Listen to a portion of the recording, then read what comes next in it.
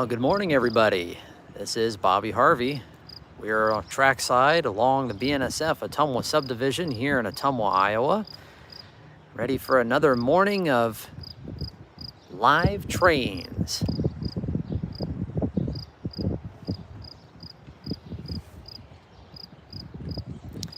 Decided to do a stream in the morning today instead of the evening like I have been doing, so maybe we'll get to see some different activity in town. Right now, we are waiting on Amtrak's eastbound California Zephyr, which is normally scheduled to come into town at 9:09. Right now, it is 10:13, so it's running about an hour behind schedule, which really, in the big scheme of things, is not that bad.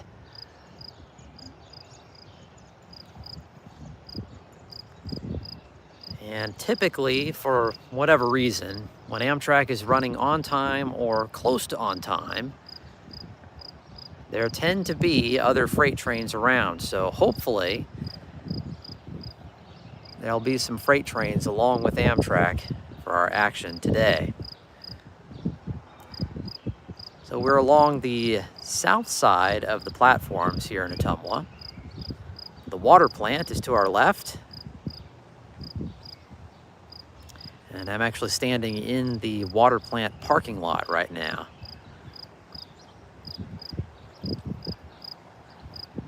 Just heard before I started the live stream that the train is indeed running on Main 2, which is the track closest to us. So we'll be able to see it come in right in front of us without it being behind the canopies.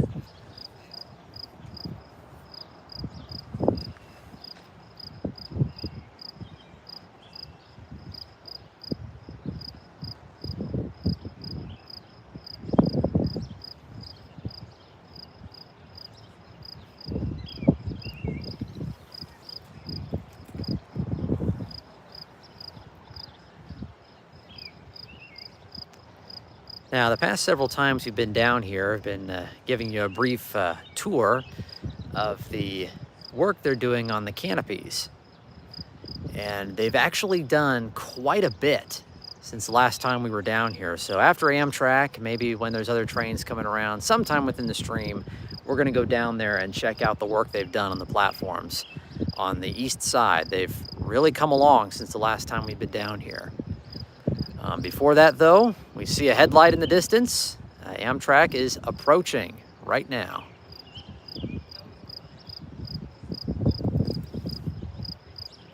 And the dispatcher said that they're clear to do station work here in Ottumwa. Of course, the passengers have to cross Main 1 to board the train, which is coming in on Main 2. So they stop. The dispatchers will stop any opposing westbound or eastbound movements on Main 1.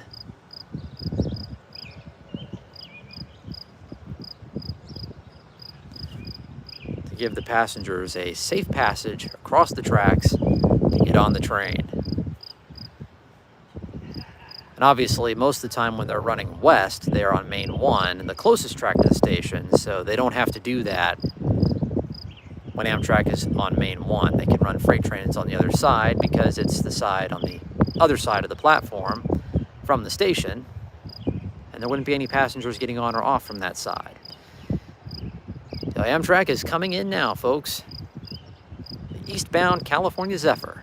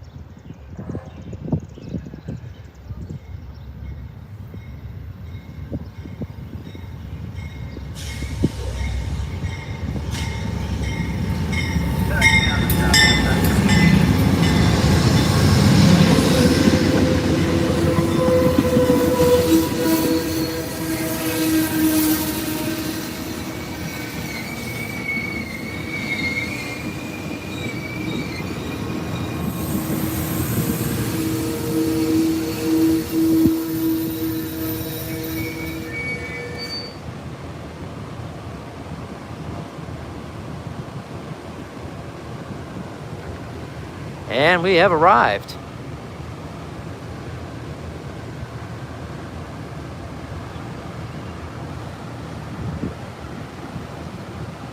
Okay, and I'm gonna raise the tripod here a little bit. We'll lower it down briefly so we can get up the tracks and see the train leave.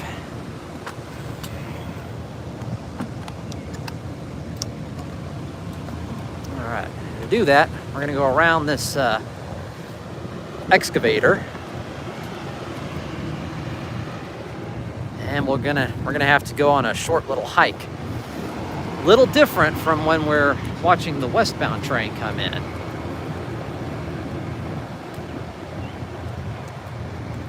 Now, I used to be able to cut straight through right alongside the tracks, but in the past several years it's grown into a swamp. So I kind of have to go around it. And I would go straight through right alongside the train, but it's right up against the ballast, so it's not a good idea to do that. So we're gonna go up and around.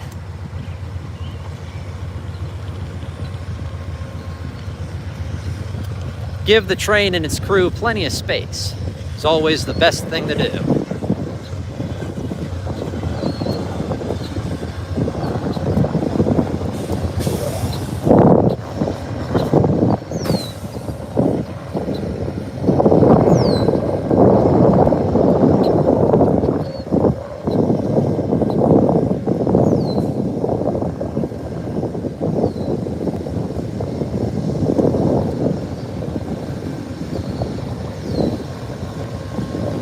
View of our engines here.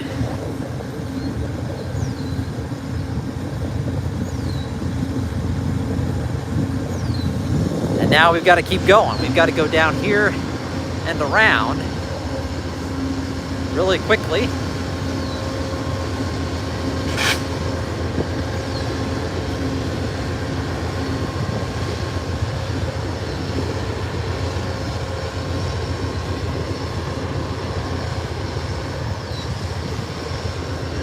Now, what we are walking on right now was actually a branch of the old Milwaukee Road. There was a railroad track that went right through here many years ago. And you got to be really careful because the groundhogs that we've seen in some past live streams have dug an entire complex network of holes through here and tunnels. So you have to be careful you don't step in one and turn your ankle or something. There's the Zephyr, and we can kind of get a preview of some of the progress they've been making on the station platforms right there. Really exciting to see the canopies are coming back up and the roofs are being put on. So once Amtrak leaves, we'll go down there and check it out. But for now, we got to come down here and get ready to watch them leave.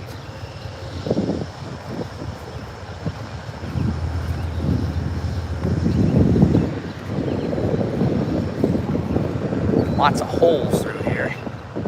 These groundhogs really made an incredible network of tunnels.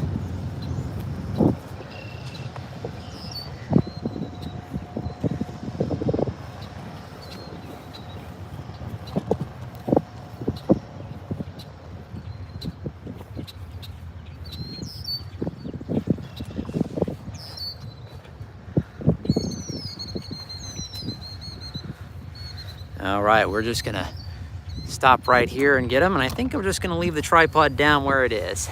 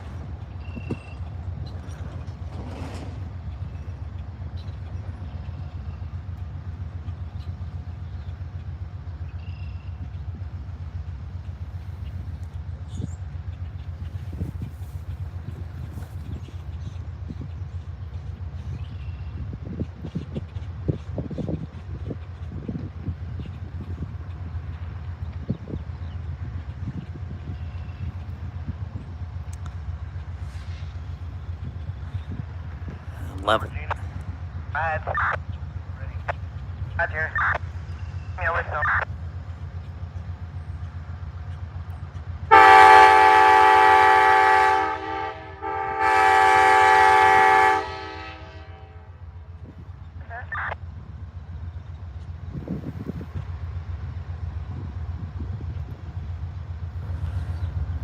There's the warning whistle, so everybody can get back on.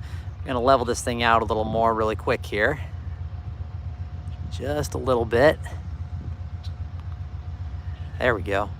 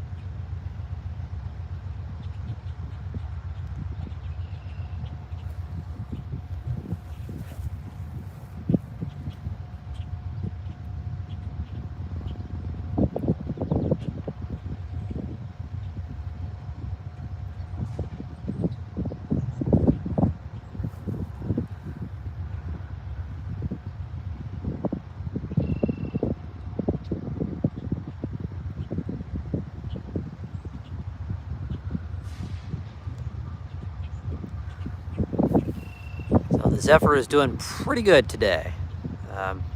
Only about a little under an hour and a half late, which in the big scheme of things is really not that bad for this train. Thousands with markers, and we can hypo everybody clear. Hypo, beautiful, Ottumwa. Amtrak train 6.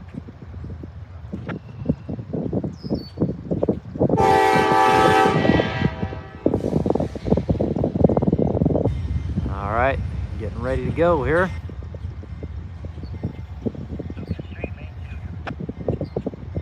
That is correct.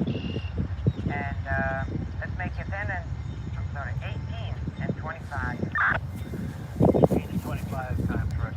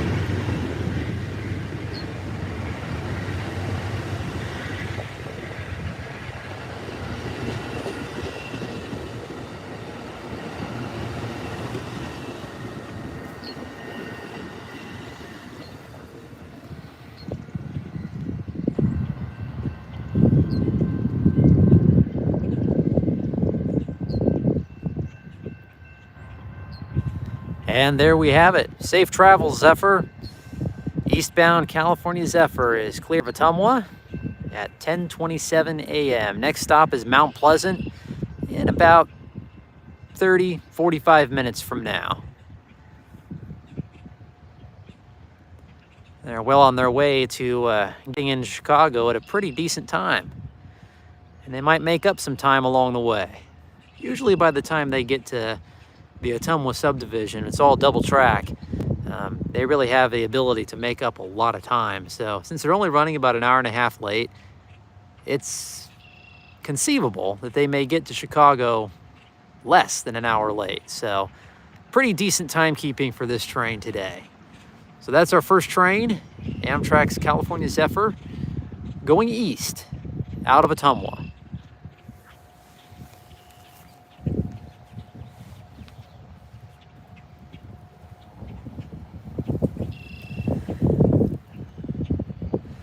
We're going to walk up here a little ways and wait a few minutes just to make sure there aren't any more freight trains at the moment. And then we'll go down and check out the station platforms and see what they've gotten done. It's really exciting. They've really gotten a lot done since the last time we were here. So we're going to walk up just a little further and set up the camera again and wait for any possible freight trains that might be coming. And we'll check out the platforms.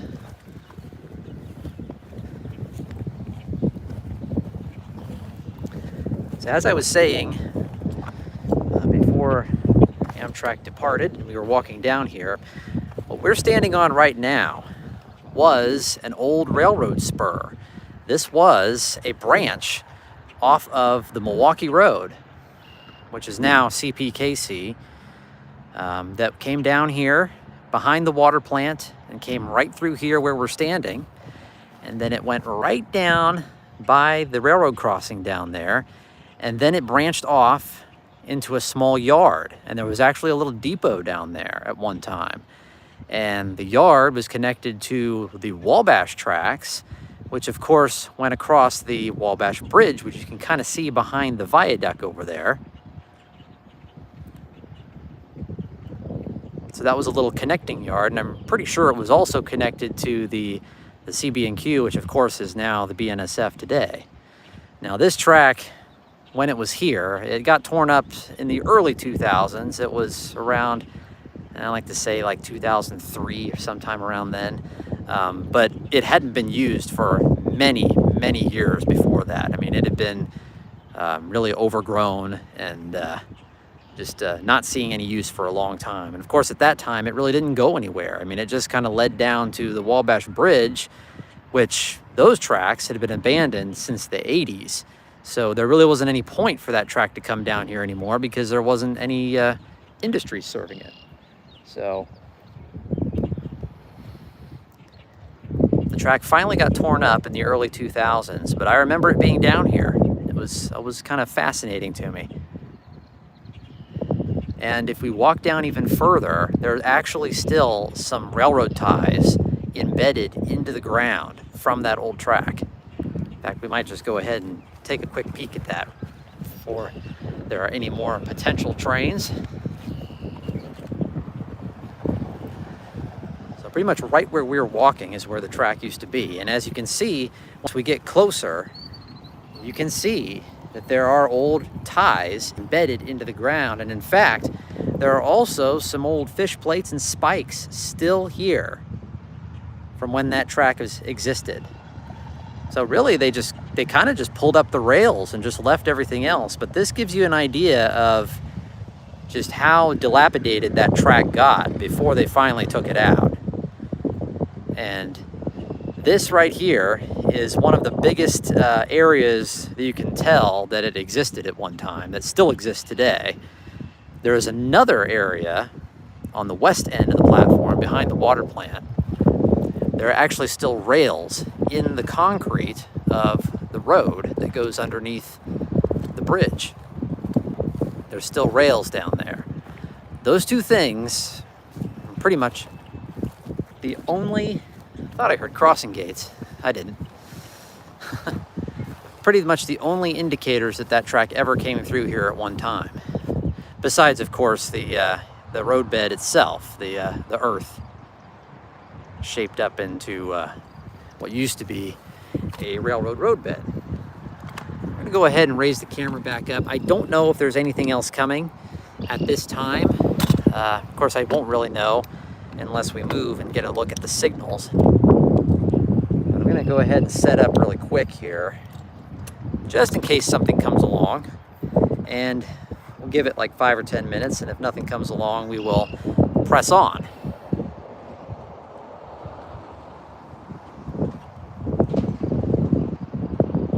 Well, this is a really good spot to get eastbound trains and also westbounds. Eastbounds especially because you can get the station in the background as the trains come through.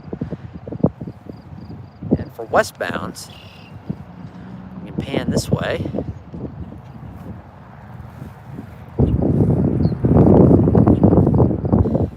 You can get them approaching from quite a distance from the east. kind of zoom in there so you can see.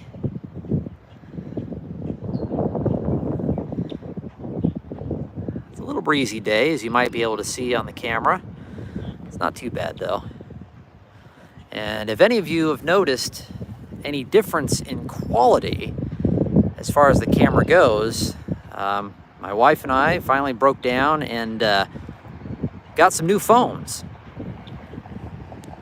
And so we're recording right now on a new iPhone 14, just the base model, not the Pro or any of that stuff, just the base model. But you can already tell it has a much better camera. There's still significant wobble, but I think it's more smooth than on the old camera. So that should help when we're in the driving scenes of these train watching days.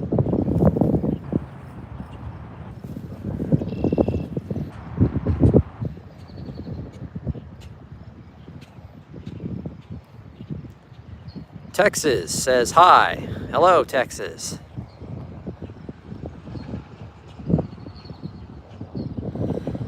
Speaking of that, we're just going to go ahead and take this moment to kind of scroll through some of the early comments that we've gotten so far. Not very many yet.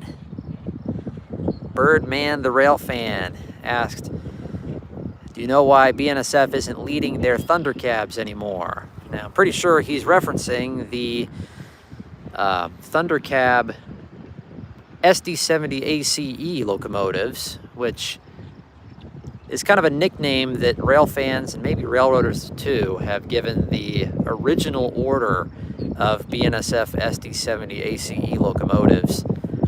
They did not have isolated cabs. It's kind of a feature on some of the EMD locomotives to have their cab isolated with kind of a padding around the main part of the cab to make a smoother and quieter ride. The first SD70 ACEs did not have isolated cabs. The later ones did, and all the recent ones do, but the first ones did not. And you kind of had to specify whether you wanted an isolated cab or not, and then it just became standard over the years.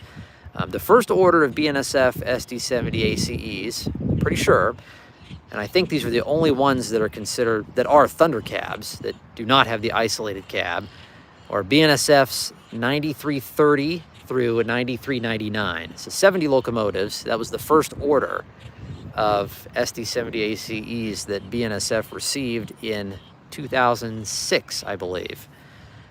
And those were all non-isolated cabs. So it's kind of a rough, loud, kind of vibrating ride for the crew. And it can get pretty violent at times. I mean, it's a pretty rough ride for the crew. And so over the years, BNSF has made a restriction that none of those locomotives can lead a train because it's just such a poor ride for the crew. And I don't know when that rule came into effect. I really don't think it was many years after the engines were delivered. Like, I like to say maybe within the first 5-6 years that rule was enacted. And so you may see those earlier SD70 ACEs out on the road, but you will never see them leading, at least on BNSF. And it was neat to see them leading. I got to see them quite a few times before the rule went into effect.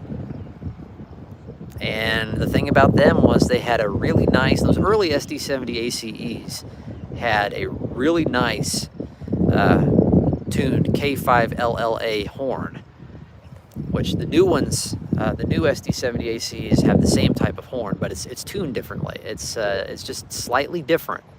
But the early ones had a really nice, melodic, very, very nice sound to them. And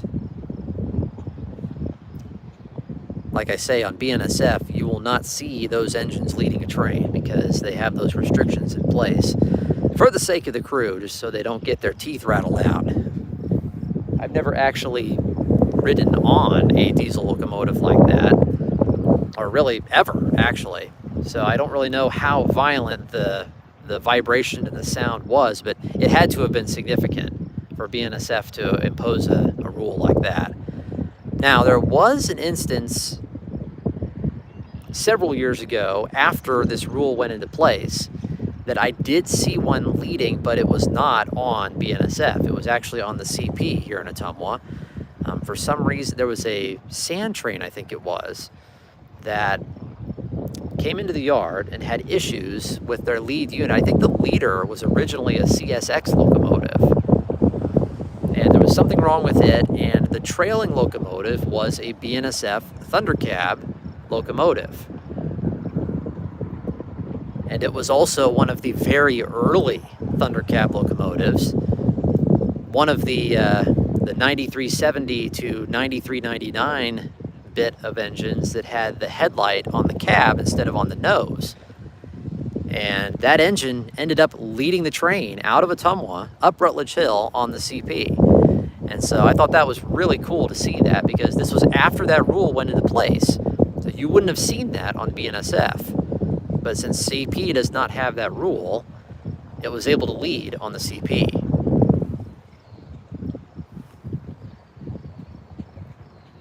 So we're here in Ottumwa right now waiting for more trains, and I don't know if there are any more in the area right now. Like I say, within the next, 5 minutes or so, we'll go ahead and go towards the car and drive around, see if we can find any other clues as to what might be coming next. Now, since Amtrak is cleared, the dispatcher will not have to worry about shuttling trains around in preparation for Amtrak. They're already gone, so any trains that are in the area will be able to just come right on through. But yeah, that was a pretty neat highlight of years past, to see that non-isolated SD70 ACE leading a train in Ottumwa, but on the CP. I did get video of it too, so I don't remember what time of year it was or what year it was, but it was at least 5 or 6 years ago. But it was a neat shot that I got of it.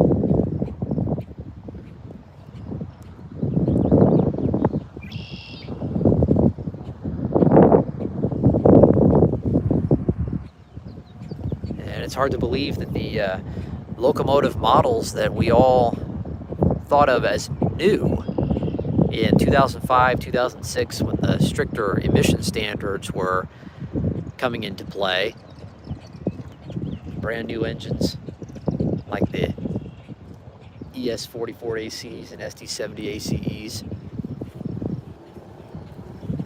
It's hard to believe that those engines now, those engine models, are approaching 20 years old. That's mind-boggling to me.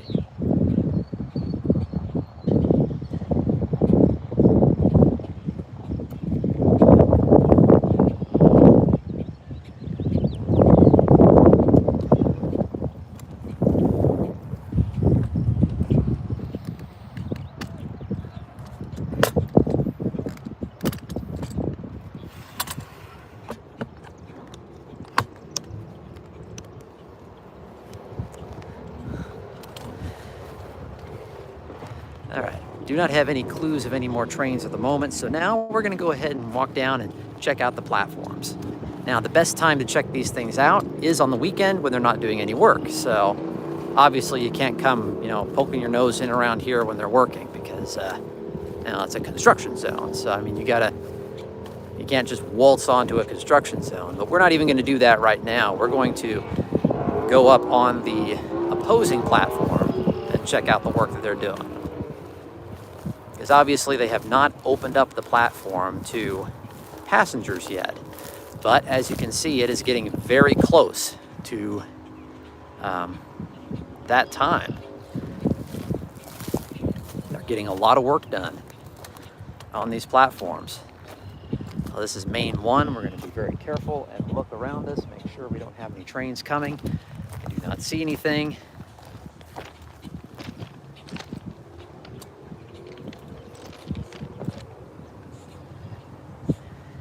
Here we go. Now, the last time we were here, they had the platforms done and they were starting to put the yellow striping, the little tread on the ends of the platform. and they were starting to paint it. Now that is all done, and the last time we were here, the canopies were back, and they were all stacked up, and they'd sandblasted, and they were getting ready to be put back up. Well, now look at this. Now this section of the canopies is back up. The roofs are not on yet, but the framework is all back up. They're all on the little, the new concrete pilings, bolted down, and it does look like they're starting to paint the top of them. It's looking very nice. It's really starting to come back together.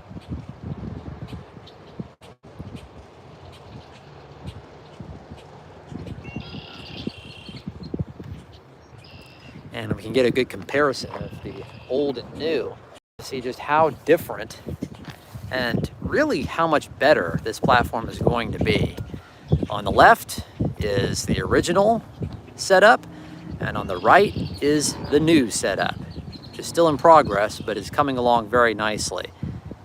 I think it's looking great. I mean, we've waited a long time for platform work to be done down here, and it's just really great to see some really significant progress on these platforms. And pretty much once they get these painted, they're probably about ready for a roof, but I don't know if they're gonna put a roof on them until they finish all of them. We'll just have to see.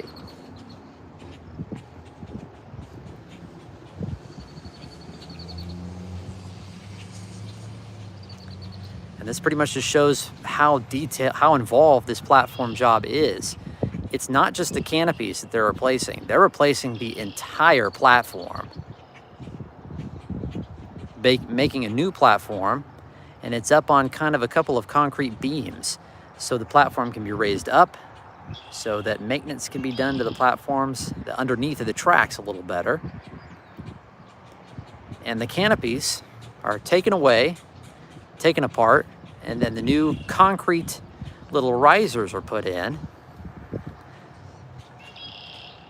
so that these will not be directly on the platforms themselves anymore. And whenever they treat the platform in wintertime, stuff like that, they won't get rusted at the bottom. So it'll help prolong the life of the platforms again.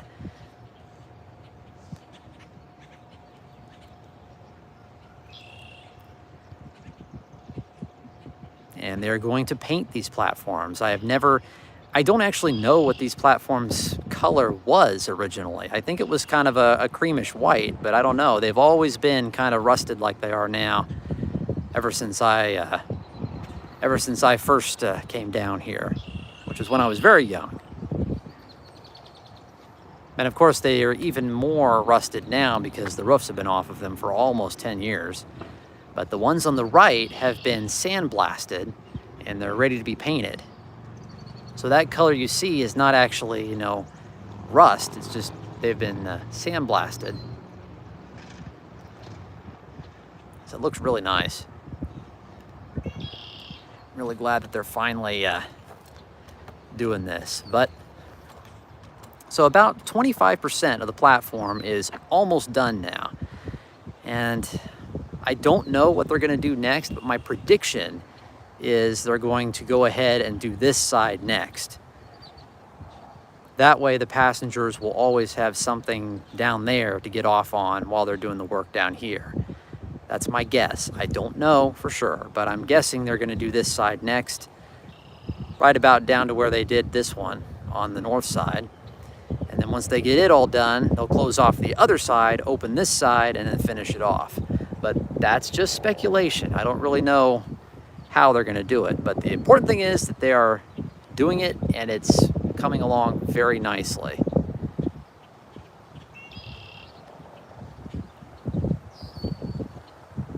And I think when they finish painting these platforms, there's going to be a lot more color in them. The top's going to be white, and I think there's going to be some green coloring on it too. So it's going to look really nice when it's done. Now, one aspect of the platforms that I won't necessarily like is they're going to put in fencing. They're going to put in fencing, well, where we're walking right now won't even exist, because on this platform, they're going to cut it in half, and only the platform next to main 2 will exist. This side will not, and there's going to be a fence down one side. Now that fence kind of makes sense to make sure that passengers don't fall off the platform on the main one, but they're also going to put a fence on the other side of the platform here too. So it's going to kind of restrict access to the platform, which I don't know if it's going to be completely gated off or if it's just going to be a fence to kind of discourage people from walking on the platform. In Burlington, they have fence up at their platforms, and it is completely gated off when the trains are not here. So that would kind of suck, but I understand why they do it. Today's day and age, when people could come down here and they're not as safe as us rail fans can be. Some rail fans should use more common sense and safety, and it's probably one of the reasons why they put up a lot of this fencing. But it's also just to keep just regular people from wandering around out here. And if someone were to get hurt, there could be a lawsuit on the railroad, and that wouldn't be good.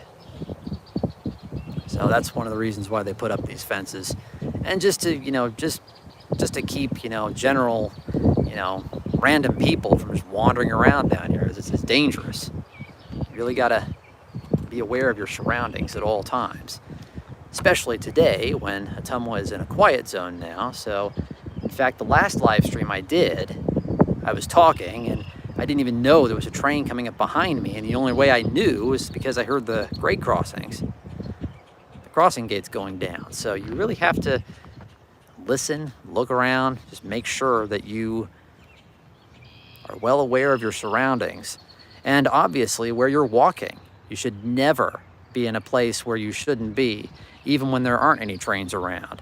Never cross that line, ever, unless you're, going from one track to the next or getting on a train. You should never cross that line. And I actually used to be down here along the platform getting video of the trains as they would come through. I would have my camera right up to that line and be standing there as the trains come through, and it's pretty cool, but at the same time, it's really close. Hello. We've got some red-winged blackbirds up here, and they're not happy. So I must be getting close to a nest. And you might also hear the killdeers. In fact, there's one in front of us. As I've said on previous live streams, they actually like to nest on the ground around the railroad tracks, which is kind of amazing that they would want to nest near an active rail line, but that's what they do. They like it.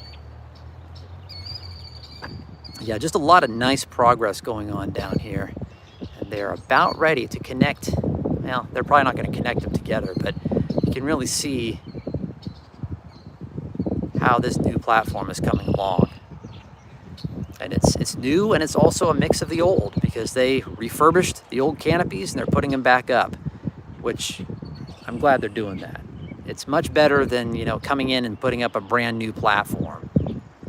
It's kind of a nod to the station's history, as well as bringing it up to the 21st century and making it all modern.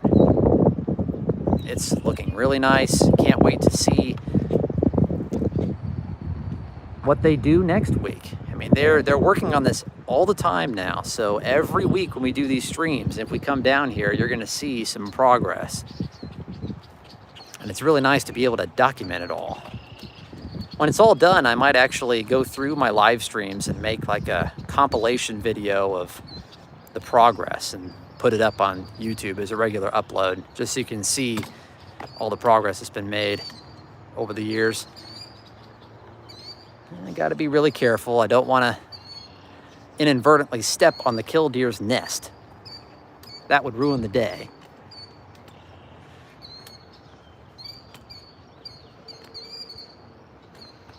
And right there you can see the big dividing line where the new platform ends and the old one begins. As you can see, the platform canopies are about the same height as they were before, but of course the base has been chopped down a little bit so they can go on the new concrete bases that they've put on here, which I really think was a great idea. That way the platform does not get corroded and rusted when they treat it for snow and stuff, and when the platform just cracks over time, which it will. But this, I mean, I assume that this is the original platform, but it has been resurfaced. The last time it was resurfaced was 2007. So what you're looking at are cracks over the past 16 years and fading. When they just redid this platform in 2007, it was sparkling. I mean, it was great looking.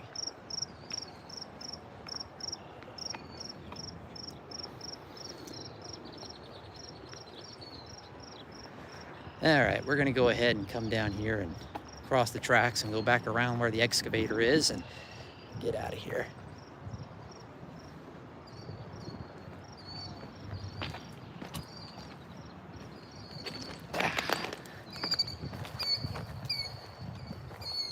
And we'll see what other trains might be in the area.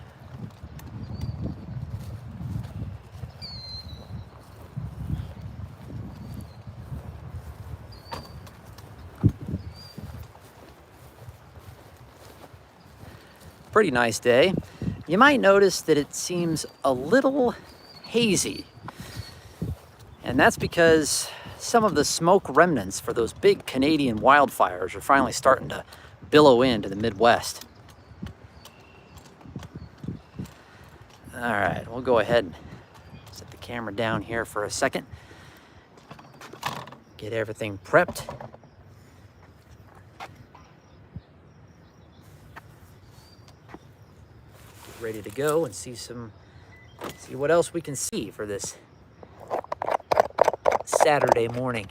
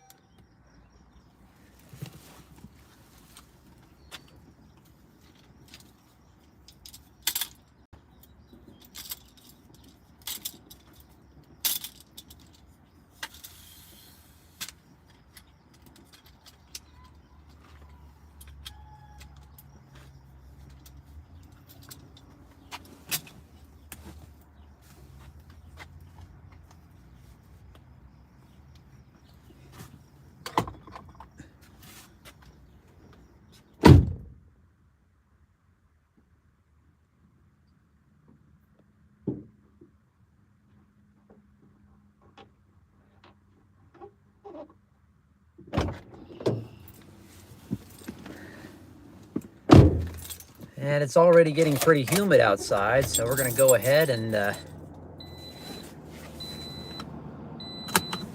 turn on the air conditioner. So thanks everybody for joining in today. We are broadcasting live from Ottumwa. We've seen one train so far. I apologize for the lovely view we're looking at right now. This is actually the flood wall on the Ottumwa waterworks they put up after the big floods in 2008. Plug in our charger, make sure we don't run down the battery, although this new phone has a much better battery capacity on it. All right, let's see what else we can see. Maybe we can get any ideas of what else might be out there. Yeah, I'm gonna turn the camera slightly here before we get going. It's just slightly lopsided. There we go. All right.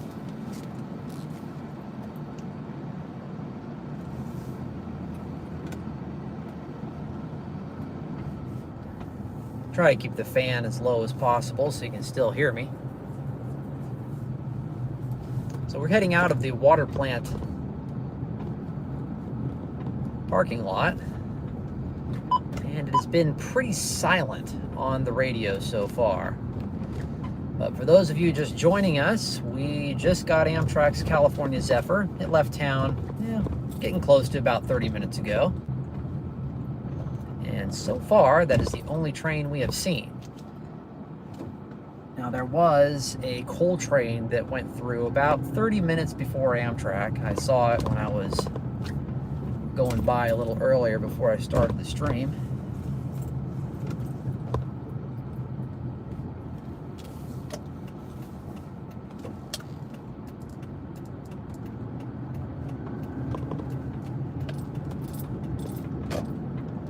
That's a three-legged dog.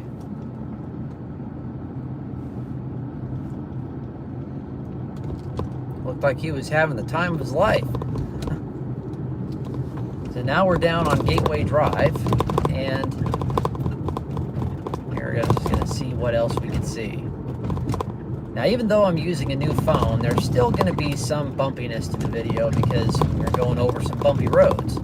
But I can already tell it is a lot more, it's not quite as sudden, or it's not quite as jerky as it was before.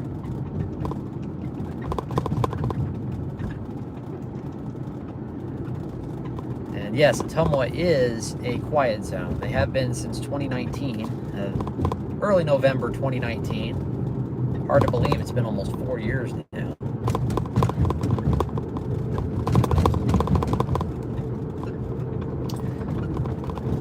So we're going to curve around here on the Clay Street and see if the signals are still lit, if there's any indication that there's any other train coming.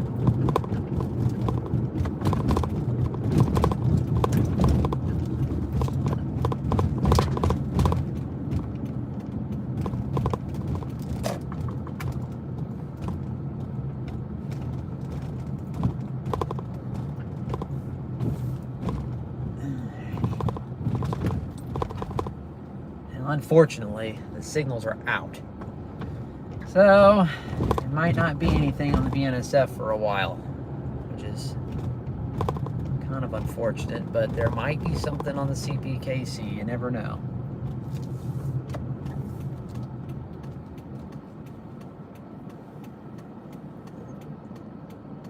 So, Kirk asked me, what are your thoughts and opinions on quiet zones? Well,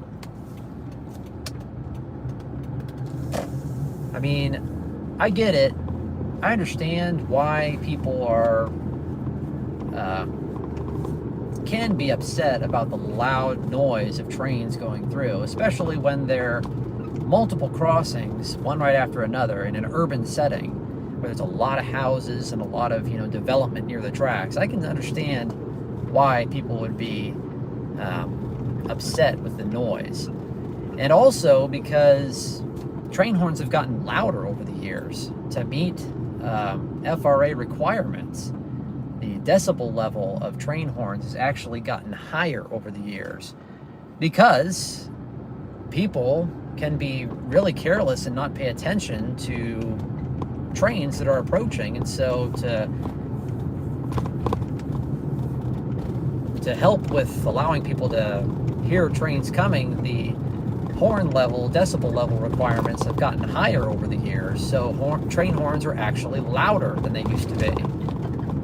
So I understand why people would be upset with the loud noise, but you got to remember why the decibel level was raised. It's because it's for safety, because people are becoming more and more careless around trains and not paying attention, not listening to the horn. So you silence the horn, you're getting rid of a very effective safety feature of the trains. That's really why the horn is there, is to warn people that the trains are coming through. The engineer just isn't, you know, blowing the horn for fun. I mean, it's a federal law. Unless there is a quiet zone enacted, it's a federal law that you have to sound the horn. In the grade crossing sequence, 2 long blasts, 1 short and 1 long. The last long blast being prolonged until your train is on the crossing, that is law. You have to do that unless it's a quiet zone. And the reason that law exists is because it's safety. It's because of safety.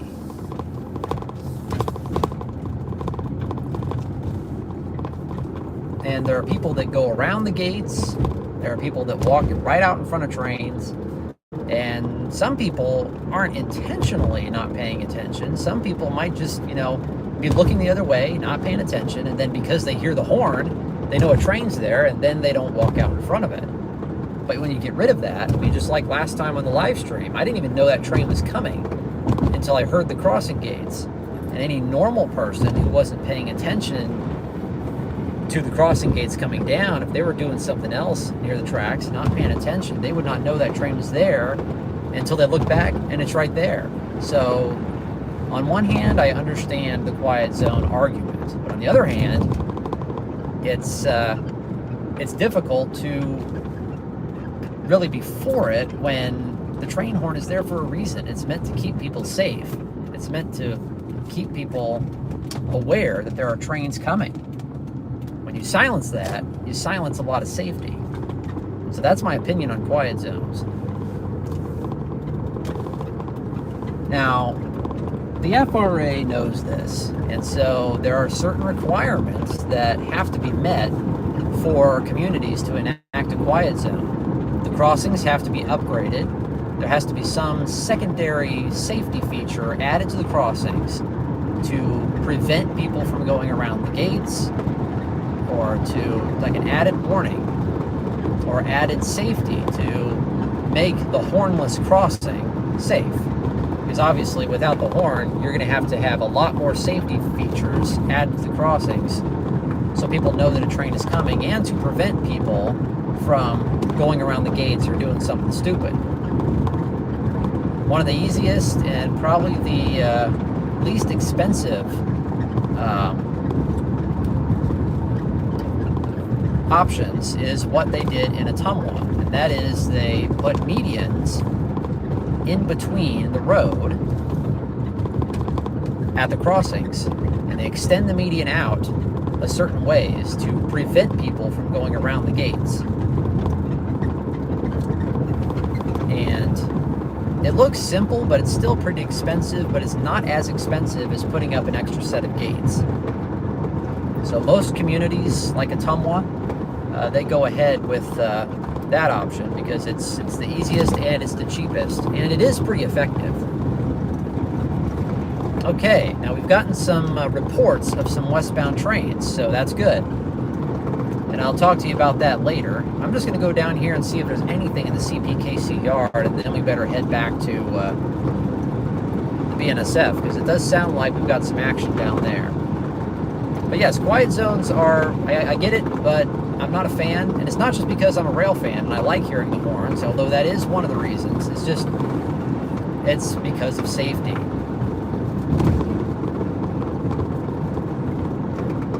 And I just worry that a lot of people might get killed because they don't hear the train when they would have in the past. But I am a little biased. I am a rail fan, and I do like hearing the horns, and it's more exciting. It's better for, the whole experience, and of course when you're filming, to have that loud noise and to have it in your video. I mean, it does make for better video. But I mean, I thought that I really wouldn't like it when Ottumwa became a quiet zone, and I was all mad about it, and I was tempted to not take any more video for a certain amount of years. But yeah, you just get used to it. I mean, it's just, like it or not, it's just the way it is now. And one of the things about filming is that you document the way things are, and really don't have any opinions whatsoever on, or in my videos, I try not to have an opinion on anything, and just film what I see and just film the way things are. And I've gotten used to the quiet zones, and I've gotten a lot of good video since the quiet zones went into effect. But it's just different. It's just a different way of rail fanning. You just have to get used to it. You got to use your other senses because you can't hear the physical horns anymore.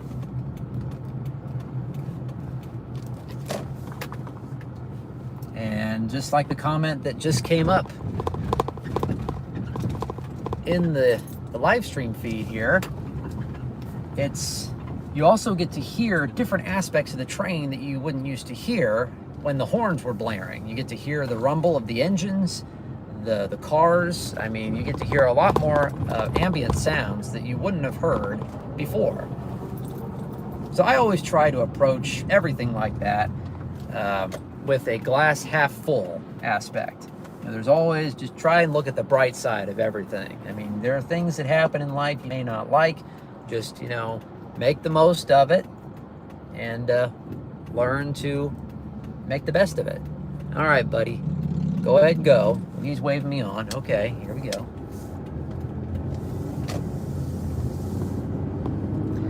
So we just made a quick loop down here to check out the CPKC yard, and there's nothing in the yard right now. But that could change, but it may not have to, because we've got some other trains on the way.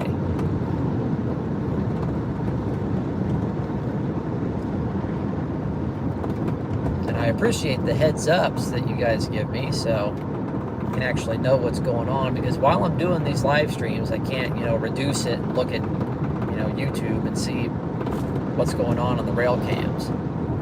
I don't know. I mean, I suppose that's possible, but I'd be afraid I would, get out of something, stop the stream or something. So just kind of have to focus on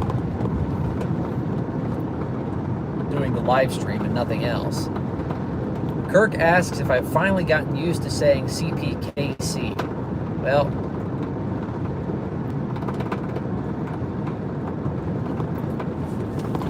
it's still kind of weird, but I'm starting to get used to it, and it's because I'm purposefully saying CPKC every time I, mention what was the CP.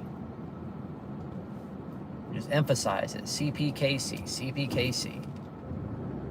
Now, there was a comment about a CP train coincidentally having some BNSF Thundercabs on it. We were just talking about that.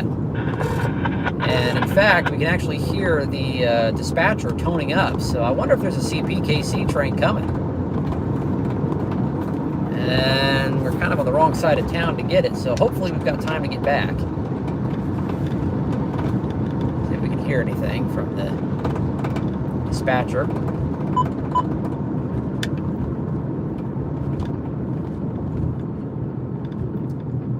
So on our radar for the rest of this stream, we have at least 2 westbound BNSF freight trains and potentially a train on the CPKC. There's nothing in the yard right now, so it must be a train that's coming either north or south. And that could very well be that train toning up and clearing their warrant on the north end of town. If that's the case, we better hightail it back down to downtown, get in a spot where we can see it. And there's also 2 BNSF trains coming. I believe the first comment that I got said that it cleared Mount Pleasant at 10:23, so that means it could very well be here within the next 10-15 minutes. And then there was another train that cleared going west at 10:51 from Mount Pleasant. Good rule of thumb that I use from learning about how long it takes these trains to get from one town to another. There's a rail cam in Mount Pleasant. There's actually 2. There's a downtown webcam and there's one on the west end of town. And the downtown one is what I usually watch because it's right next to the Amtrak station. And I've learned that when a train passes that webcam, a freight train going west, it takes about an hour to get from there to here.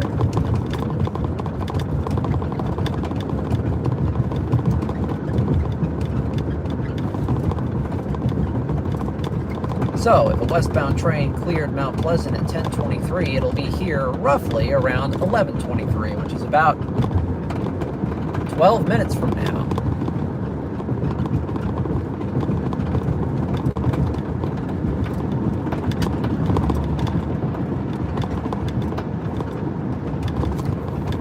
And the freight trains are doing about, well, Mount Pleasant is about 45 minutes away highway driving. And Amtrak speeds, it's pretty comparable. I mean, Amtrak goes a little faster than the highway. So about 40 minutes roughly for Amtrak. The freight trains are obviously going slower. Like 50 miles an hour or slower. It depends on the train. coal trains, I'm pretty sure BNSF has a restriction, at least for the loaded trains, they can go no faster than 50. Empty trains, they might be able to go faster. But even the speed limit through Mount Pleasant, I think, is only like 50 miles an hour, 45, 50 miles an hour for freight trains.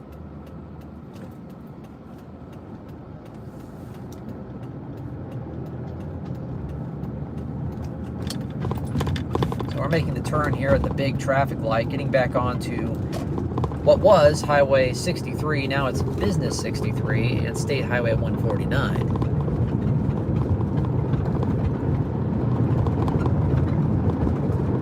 Back down here to the tracks. Let's think about where we want to get these trains. We've got about 10 minutes to decide, and in reality, we probably should just get down there because these trains could be here before we know it.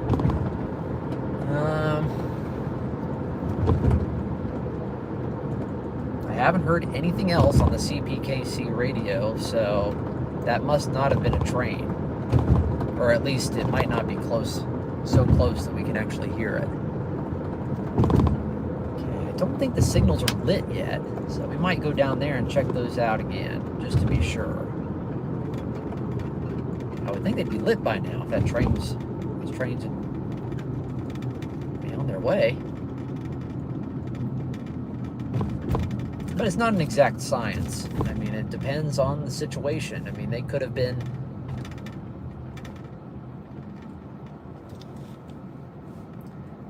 waiting for Amtrak for all we know. I mean, it might have been, it might take them a little longer to get here. So it's just a rough estimate. But with this time of day and, you know, the over town, the signals might be lit and I just might not see them. So we're going to go down and check really quick. Go down this little access ramp.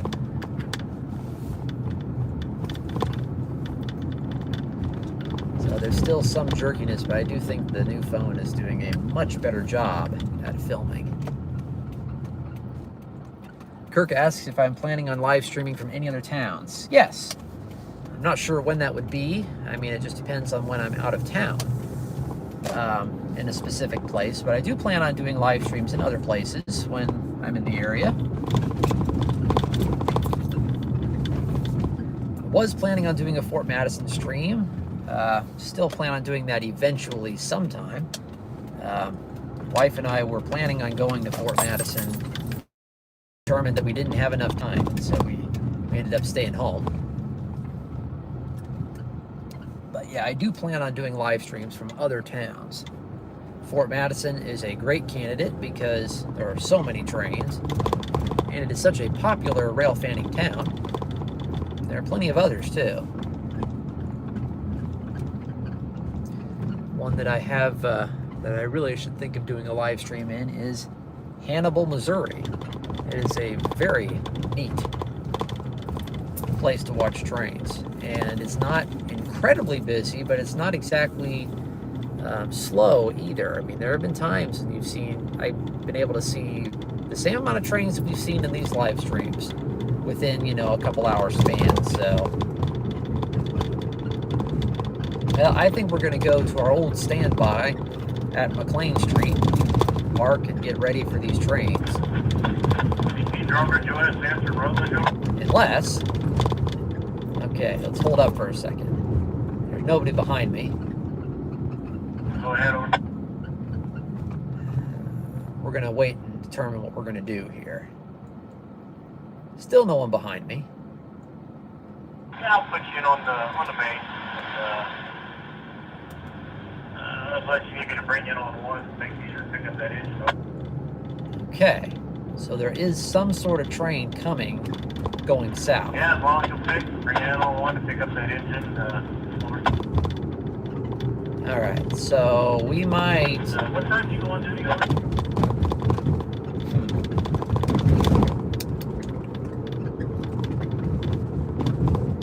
Yeah, pick up that other engine there, and then you will set up the DP to go back the other way for the engine.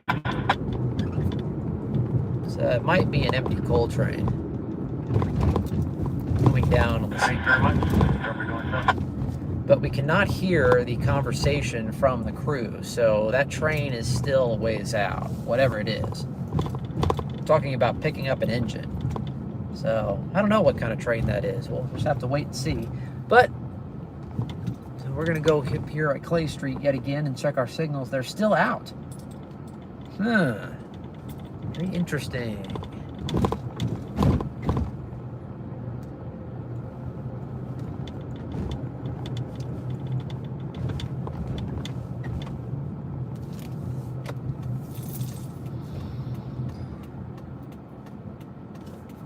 All right, we're going to go back to McLean Street now. As we turn back onto Main Street. There are two trains that are on their way. How far away they really are is a mystery, but they have both cleared Mount Pleasant.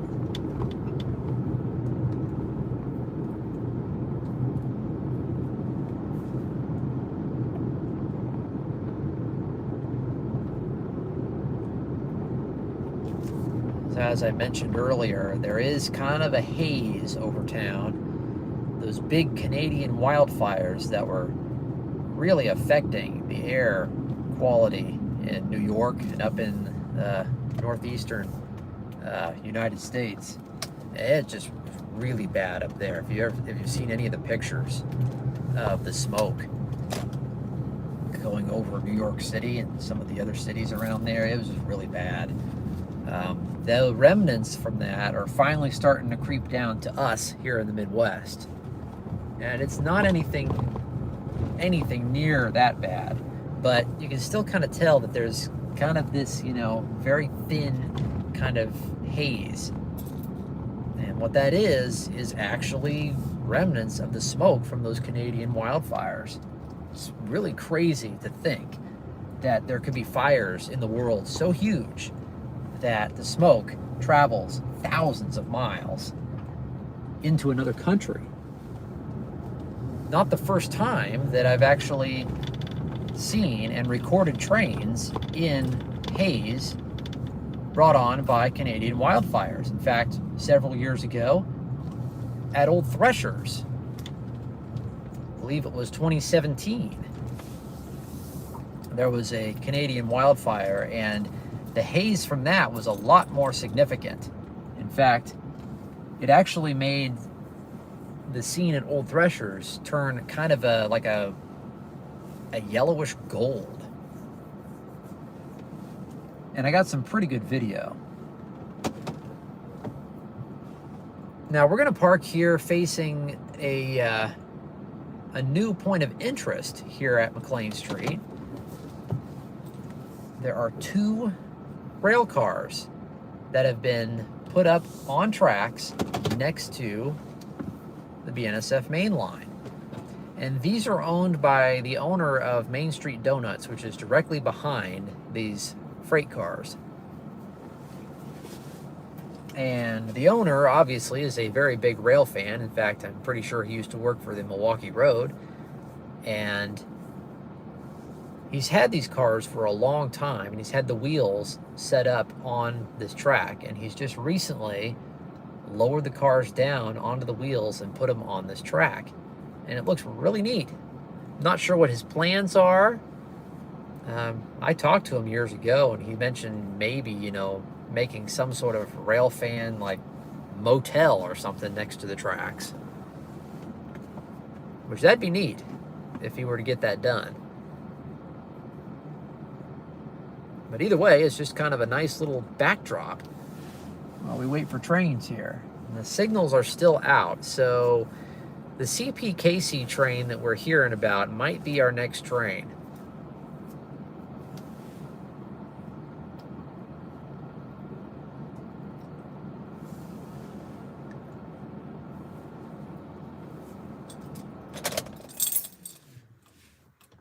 I think we're safe to go ahead and turn off the car for a little bit.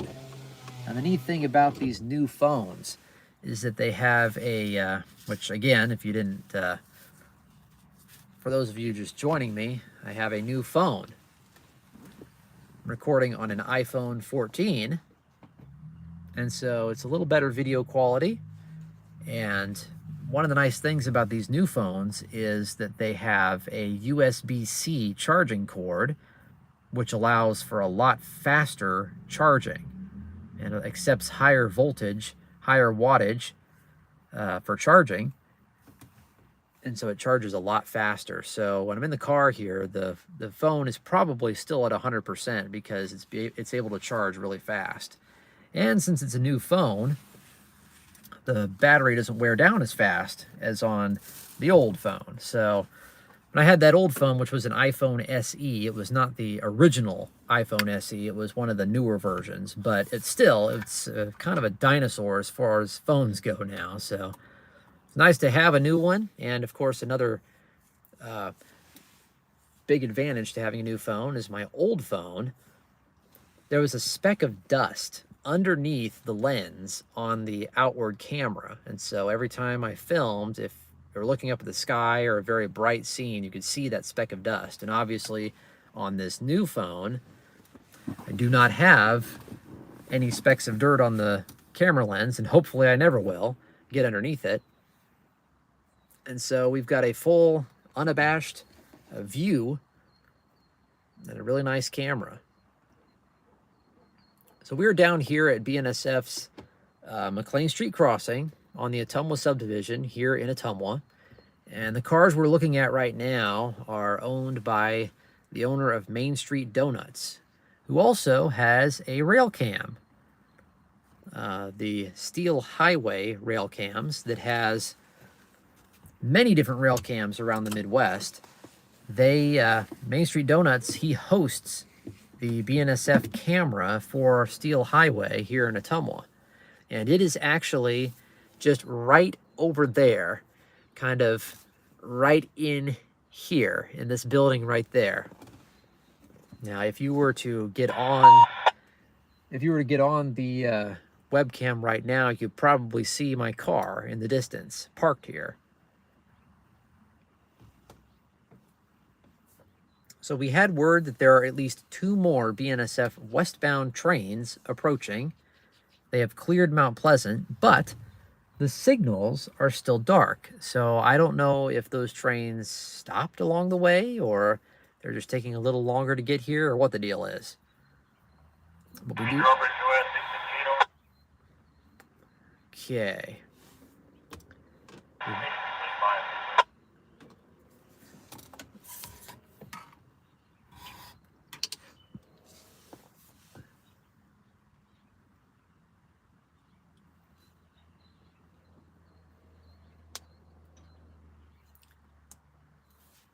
All right, BNSF 762 South, lead by milepost 289, 289 Ottumwa Southern Main Track.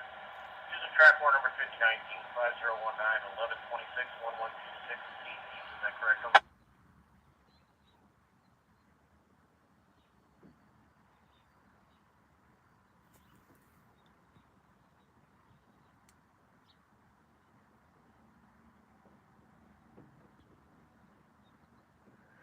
That is correct. Thank you.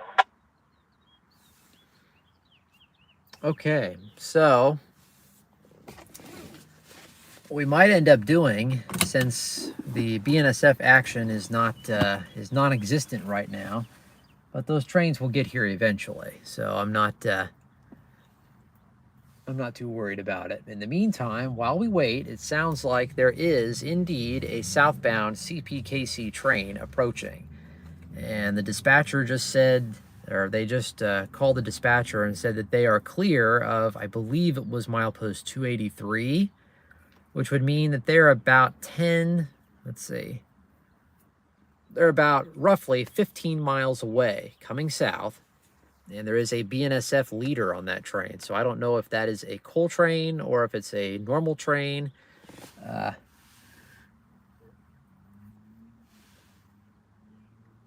Because on the CPKC, I mean, you could pretty much see just about anything on these trains, any leader. But typically, the coal trains have BNSF locomotives because they come from BNSF.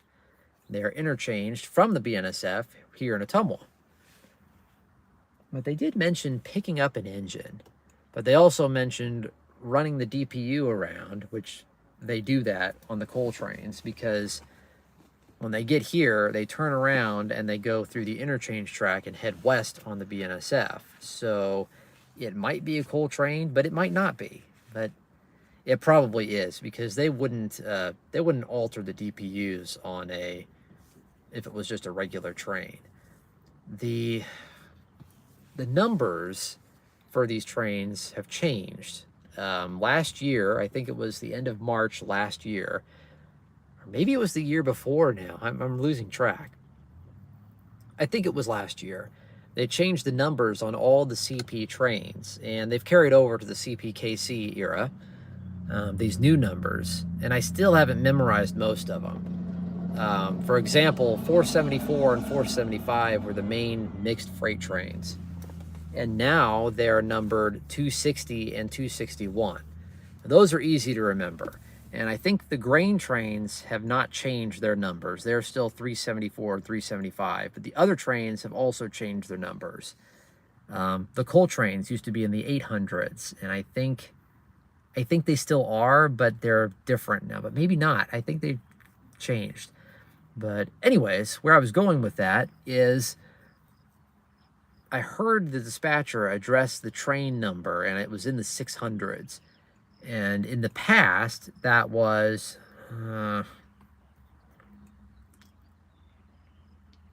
trying to think. I've forgotten so much now since the numbers have been rechanged. I'd like to say those were sand trains, but I don't know. It could be possible it's a sand train too, because those are also trains that get interchanged with BNSF here in Ottumwa, depending on what sand train it is.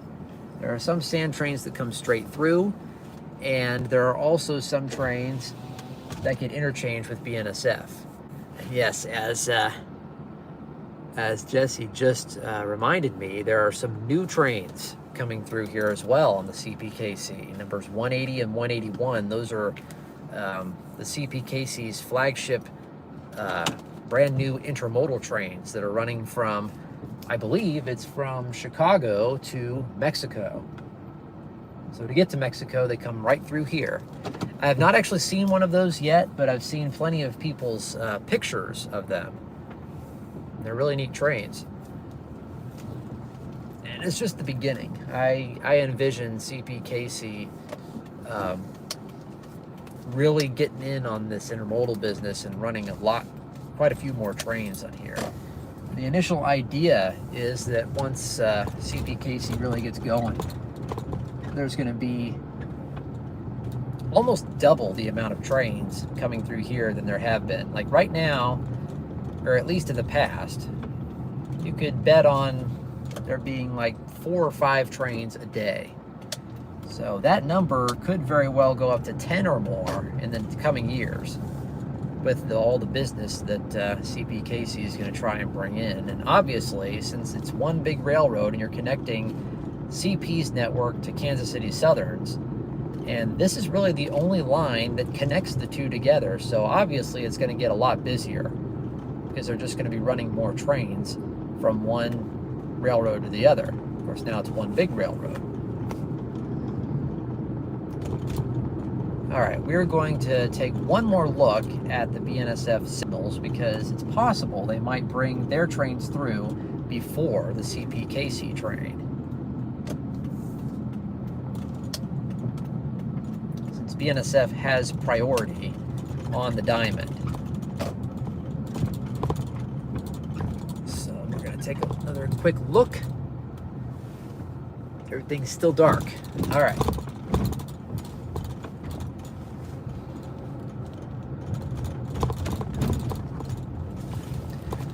So now we got to think about where or if we should go get this CPKC train somewhere else besides down here by the BNSF.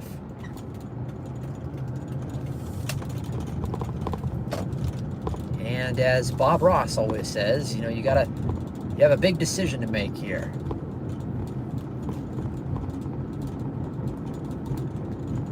Deciding what you're going to do.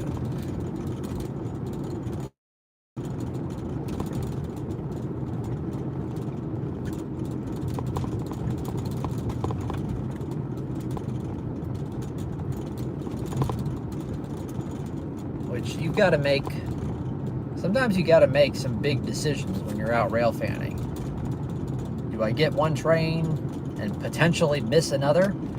Or do I just stay in a place where I might get a lot of action and just wait? So that's kind of what I'm thinking about right now. As we go around to McLean Street yet again, do we wait and get the CPKC train here and then be close by for the BNSF trains? Or do we go to a better location to get the CPKC train? And I think what we're gonna do is the latter. I think we're gonna go somewhere else to get the CPKC train, because it really doesn't seem like there's much going on right now on BNSF. And if those westbound trains were really close, the signals would be lit and they would either be lined through, or the signals would be lit waiting for the CPKC train to clear. So, we are going to go down west of Ottumwa, in the west end of Ottumwa, and head up Rutledge Hill, and we're going to wait for this CPKC train. Now, the last time I filmed a train up there, the cell phone signal wasn't the greatest, but another advantage of having a brand new iPhone is that this one is 5G capable, and we can actually get some 5G signals on the north end of Ottumwa. So I'm hoping that the cell phone signal is better up there now than it was. And so far, the signal's been pretty good. I've not had any dropouts yet, including in places where I used to get dropouts on the old phone. So that's encouraging. But of course, it just depends on geography. I mean, you can still get up against a hill and not have any signal at all. So, all right, here we go. And one of these hills being Rutledge Hill. Very significant as we cross the CPKC tracks right now. And to our right, up the line, that is the beginning of Rutledge Hill. It's a very difficult, steep grade, one of the steepest in Iowa. And I'm not quite sure, but I think it might actually be the steepest. As you can see, the tracks are already way higher than we are, and we just crossed the tracks. The road is pretty much going level, but the tracks are going up. And as we look to our right, there's the Harrow's Branch trestle. You can actually drive underneath, so the tracks are already way up in the air. And it's a very steep, sustained grade. The tracks go up.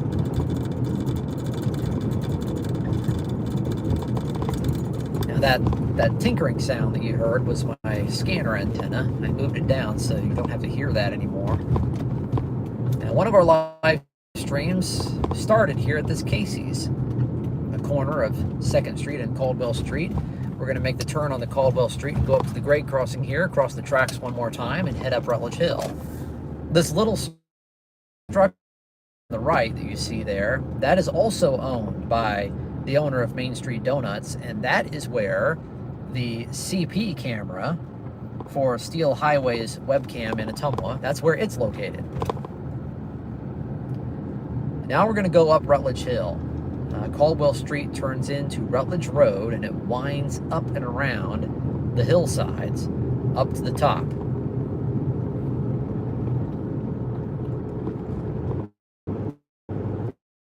And you can already see just how steep of a hill this is for cars. Obviously, it's not this steep for the trains, but the trains still have to get up this exact same hill. So to do that, the track kind of squiggles around and goes up, obviously more gradually than the road, but it's still a very steep hill for trains. And the CP track, the CPKC tracks are off to our left right now, coming up the hill. We've pretty much already gone all the way to the top.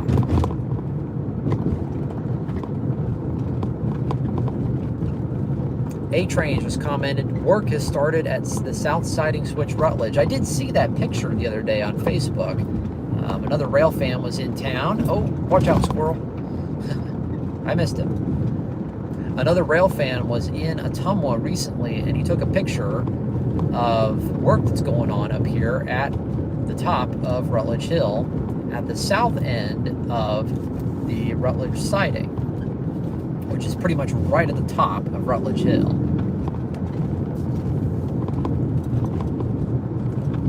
Definitely getting better cell phone service through here. It's not dropped out at all, which I really thought it would, so that's nice.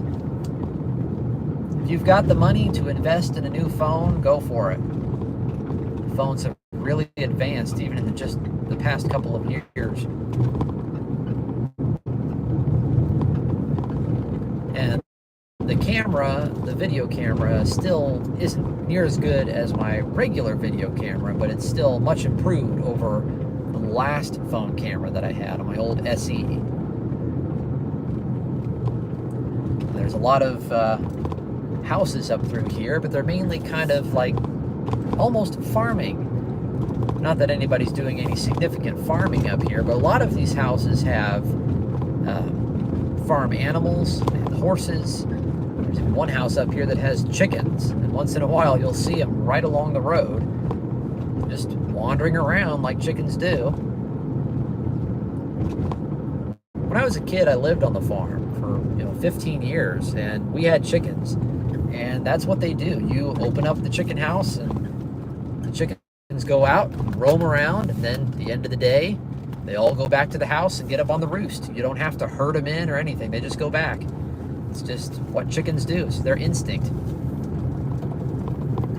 A lot of it has to do with, their nesting instincts. They go back to get in their little nesting boxes and lay their eggs. For a long time, we would get like 24 eggs a day. So we made a lot of scrambled eggs, hard-boiled eggs. We had a lot of eggs. Farm fresh eggs are the best.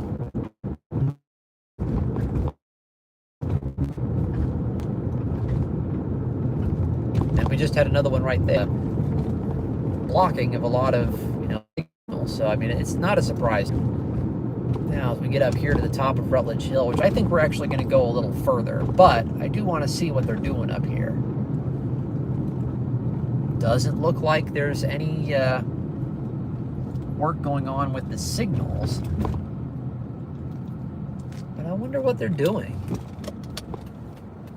We'll just turn around really quick up here. Might be able to see just off there to your right, there's some bulldozers and stuff. We go across here. Huh. Oh, geez. Our train is right there. Good grief. Is it stopped? Looks like it is. Wow. It is indeed a coal train, but it is stopped. Okay. I was not expecting that. So clearly we were going to either get it here or we're going to go back down the hill a ways and get it. Yeah.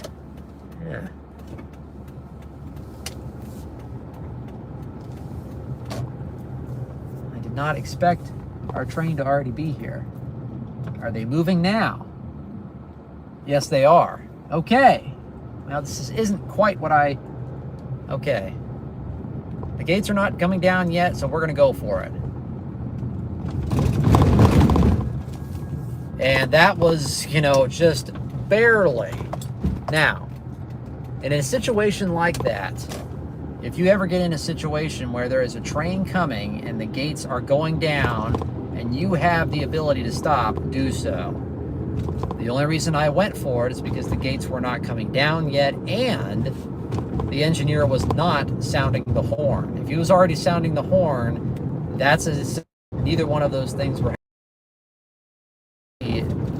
As soon as I went across, the gates went off. We're going to go back down the hill. Stay over there, squirrel. Thank you. And we're going to get the train coming down the hill. Because obviously, I could have stopped, and that wouldn't have been as good of a picture. So we're going to go on down the hill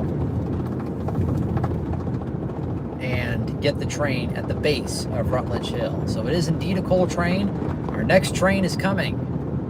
For those of you just joining us, those of you that have stuck with us, our next train is in town, coming down Rutledge Hill. It is a coal train on the CPKC BNSF locomotives, and I have a few reports that there are some of those old Thundercab SD70s in the last shop. We were literally just talking about those at the beginning of the broadcast today, just coincidentally, so.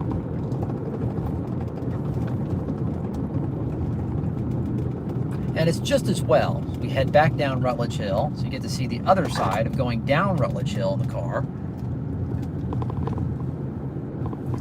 It's just as well that we head back down this way because there are more BNSF trains coming, and we're going to be in a better position to see those trains once this train gets through.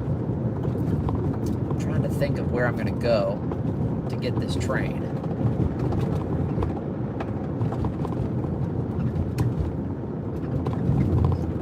What view would be most favorable this time of day? Trying to think. We'll figure it out once we get down there. But we are heading down Rutledge Road.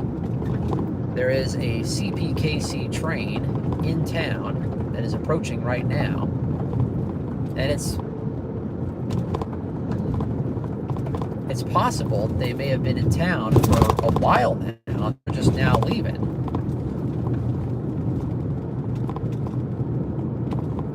They haven't officially cleared up their warrant yet, but they will here shortly because the CTC trackage for CPKC trains in Ottumwa begins at the north end of Rutledge siding. It was the south end, and a couple years ago, CP extended the CTC to the north end of the siding. And I don't know what their initial plans are, but the long-term plans for CPKC is they're going to put CTC signaling through this entire line. So eventually, the whole thing will be CTC. A-Train just says he heard a train's horn in agency, so the BNSF trains are getting close. All right, which that will kind of determine what we're going to do here.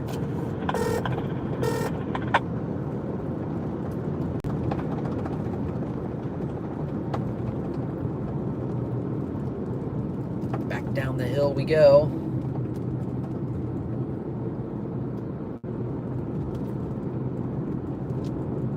Okay, A-Train says it is the CPKC horn. Wow, I'm surprised you can hear it from that. Of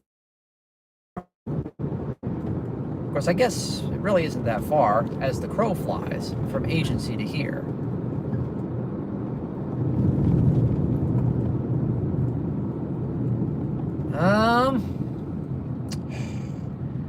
Just like Bob Ross, we got to make some big decisions here. Unfortunately, there's really not a good place to pull off there. Rutledge Hill advance from Rutledge Hill. I'm ready. BNSF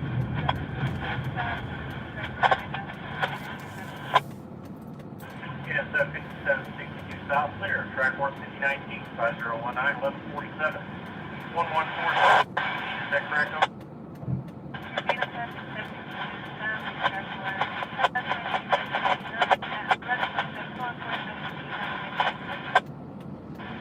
That is correct, over. Thank you very much. Here we go. Now, I could have gone a long time ago, but the boys in blue were making a right-hand turn there. I wanted to make sure I didn't pull out in front of them. That'd be a great way to end the live stream to get a ticket. Just kidding, obviously.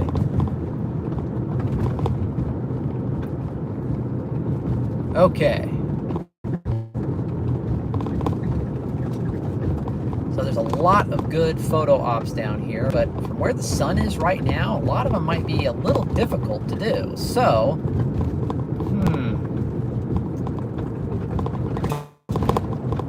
trying to think. as we approach the grade crossing again from West 2nd Street. And we'll be able to see the signal for the diamond, see what indication our train has, and it is clear. That means, no matter what, the CPKC train will be first, and then the BNSF trains. Hopefully.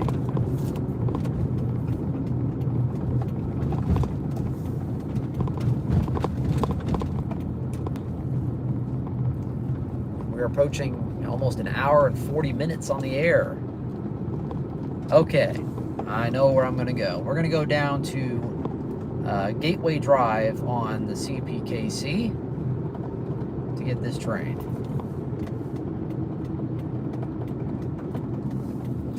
Now, as A train brings me back to saying, earlier we were coming down the hill and I was talking about the signaling, how CPKC is going to eventually put CTC through their entire line through here.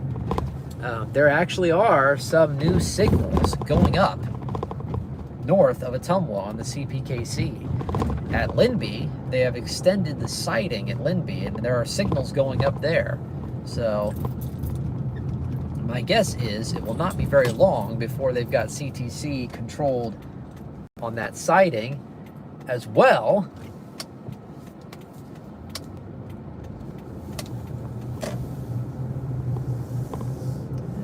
You got another car here.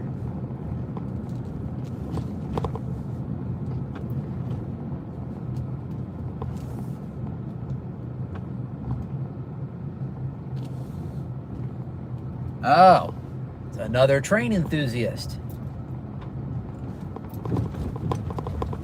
Make sure we don't get in his way.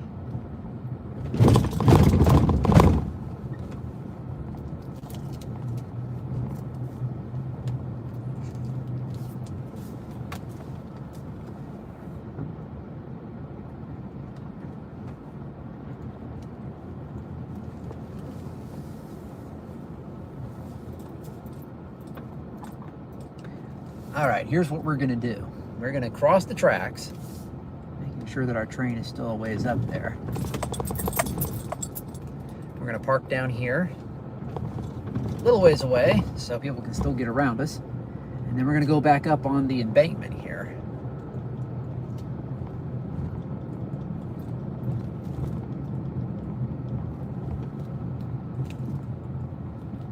And obviously you've got to be really careful when you park along roads because you don't want to get a ticket for parking on the wrong side of the street. Now there are no signs, so you should be all right. We got a bicyclist here, and it looks like he's turning. All right. They're very close. In fact, we might just have to handhold it.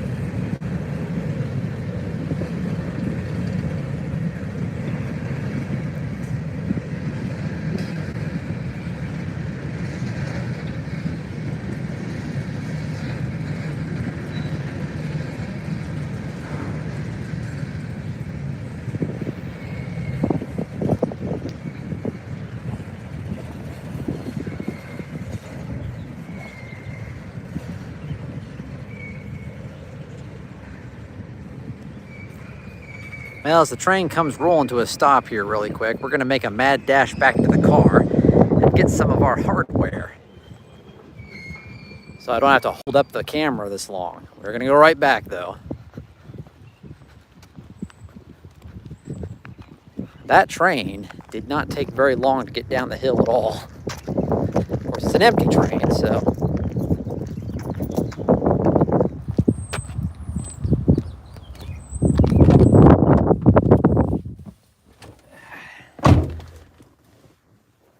In fact, at this point, I might as well just turn around and film from the car the rest of the way.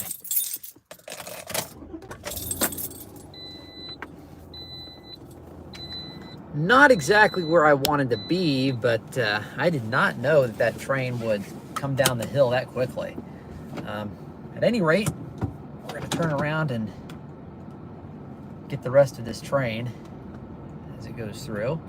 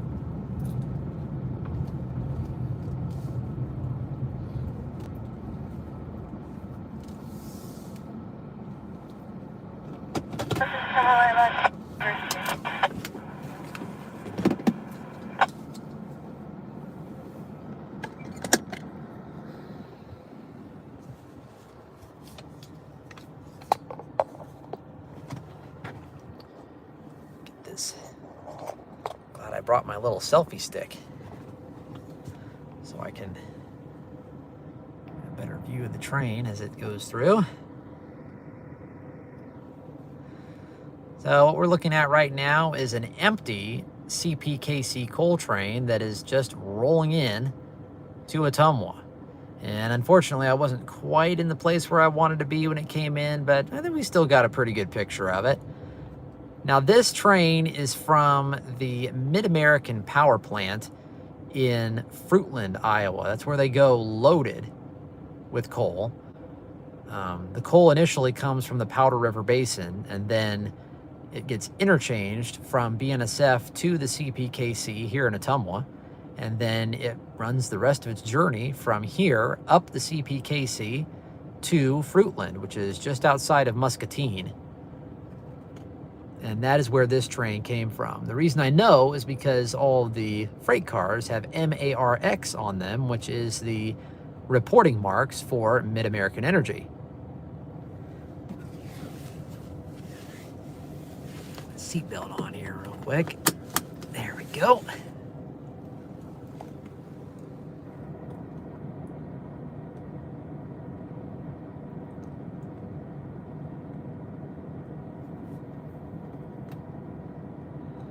Bicycle, bicycle.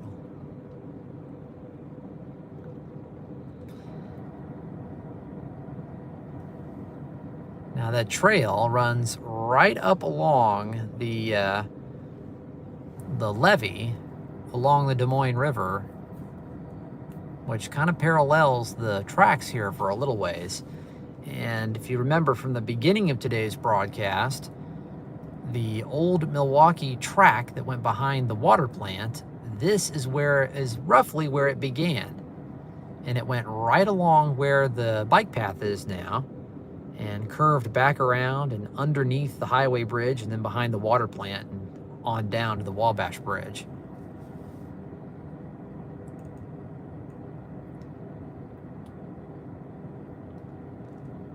And I'm pretty sure in its original alignment, I may be wrong, but I think the bridge actually branched off and joined up with the main line to the south. For like if you were a northbound train, you'd be able to get on that train from there, or that track from that direction, instead of south. I could be wrong though. I'd have to look at some track diagrams, but I'm pretty sure that there used to be, the track used to branch off and join up to the south.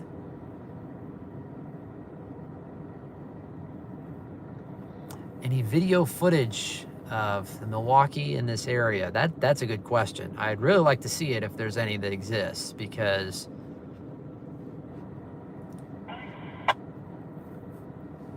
it'd be really neat to see. As you can see, the train has stopped again. The reason they're stopping and starting is because the front of the train is getting into the yard now, so they're getting into the different yard tracks and throwing switches to line themselves into the yard properly. I think I heard that this train was going to be going in on one track, which is not the main track, but the next track over. So to do that, as you can see, they're moving again now. To do that, they have to throw the switches a lot of times. Just depends on wherever the switch was left from the last train. Whenever you get into yard limits, you have to be approaching at a restrictive speed to be prepared to come to a stop at any switch that might not be lined to where you want to go. And they're all manual throw switches. That may change in the future for some of the immediate sidings in the yard, but for right now they're all manually thrown switches. So the train comes up to a stop and then they throw the switches and then the train continues on. You can definitely tell that there's a lot of power on this train and that this train is empty for how quickly it accelerates. Now, any DPUs on this train? I'm not sure. Now, to answer Brian's question, he's just joining us. Welcome, Brian. This is our second train. We've got an Amtrak and this train. This is a CPKC train. And hopefully we might get a couple more before we end today's stream. Okay, we do have a DPU. 2 of them, at least.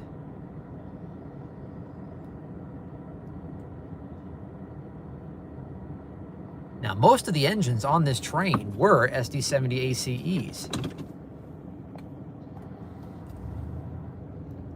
Okay, this is going to be fun because I have the camera on the selfie stick still, and we got to go because there's all these people behind me. That's all right.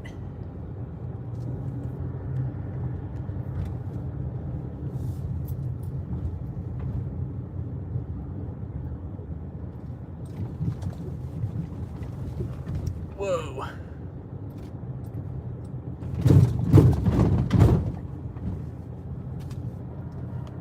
All right.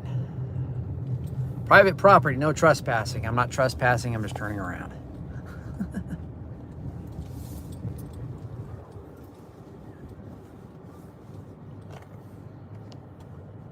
Now, what are you trying to do? Good grief.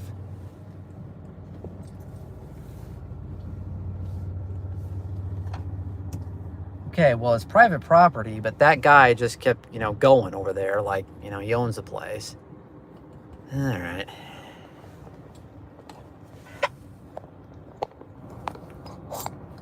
And there's no road through there. I mean, there's nothing down there, so yeah, I'm not even gonna guess as to what they're doing. Yeah, literally, I just about backed right into him. You got to be careful though, because I think I told you guys that a while ago, one of the last times I was down here. Oh, there's another car. The last time I was down here, my car got a very close encounter with one of those giant cinder blocks next to the railroad crossing. So close that I had to have some body work done. I was not happy.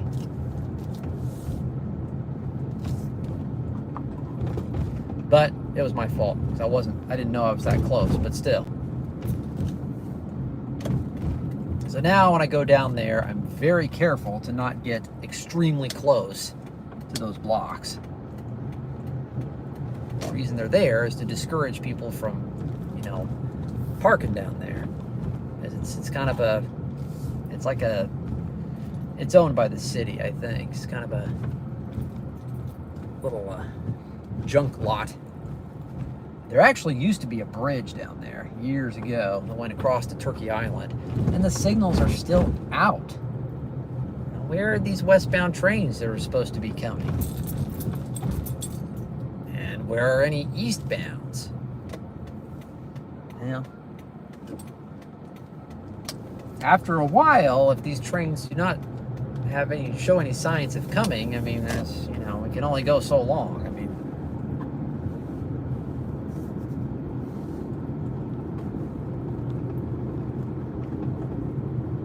crazily, it's already noon.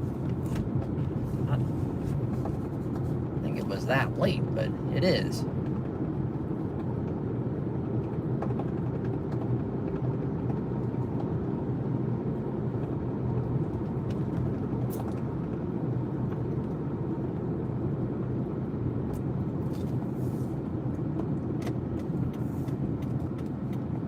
So here's what we're gonna do. We're gonna let the stream go for, you know, however long it takes for these trains to go by, or for another, say, 30 minutes, whichever comes first. And we'll just see what we can see.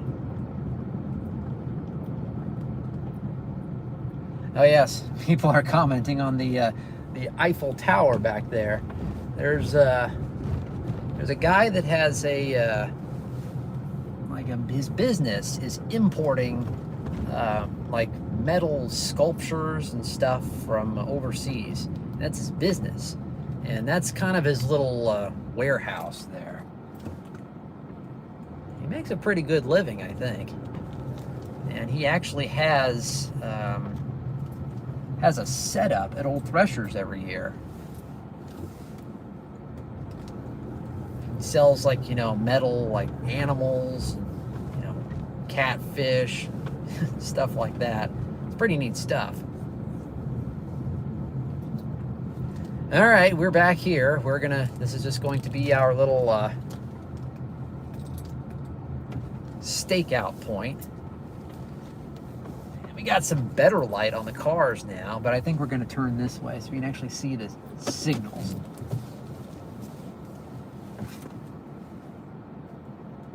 Well, it's, you know, I mean, it's... Without looking at the webcams before I start these things, it's hard to really know what is coming. But I did get a couple of reports that there were some other trains coming, so I don't know where they are. I suppose A train would let me know if they clear agency.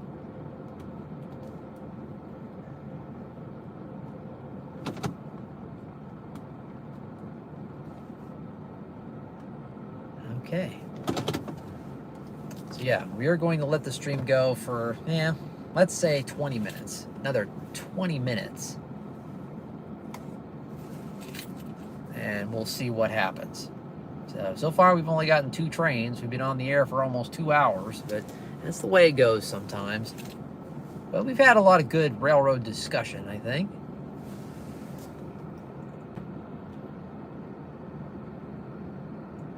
A train says he's heard nothing. Well, not a good sign.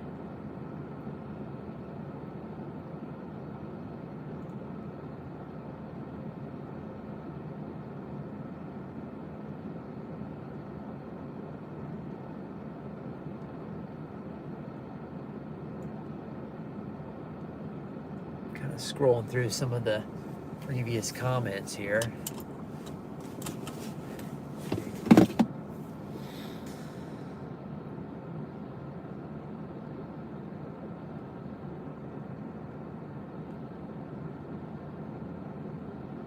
Okay, I figured it was. Iowa Trains. That was who was on the levee filming the train as we went by. I figured it was. He definitely got a better picture than me, but that's okay. The one thing about these live streams is even though you don't have to, you know, set up the camera and do all that stuff, I still kind of have to do that, but it's a lot more difficult to just jump out with your camera and start filming, because you've got to stay filming the whole time. You know, in a normal video camera, you can just, you know, run and then just start the film when you're ready to start filming. Whereas this, you know, I don't want to run too much because I don't want anybody watching at home to get seasick. So it's just a different way of filming. Obviously, a well-polished off video, which is what he was taking up there and what I do when I'm not doing live streams, you definitely get a much better picture and a better presentation. Live stream is just a different atmosphere. It's a different way of filming. One nice thing about it is you get to communicate with the people who are watching. It's just kind of a fun way just to kind of hang out.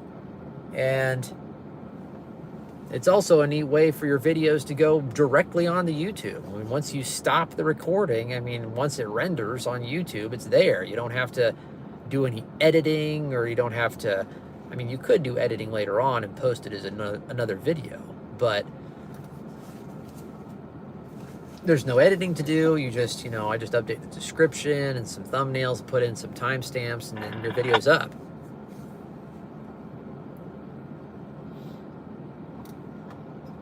But as far as actual video productions, it's far better to have a regular video camera and tripod and do the editing and all that stuff. But this is just a fun way to train watch with you guys. And you guys can, you know, watch with me.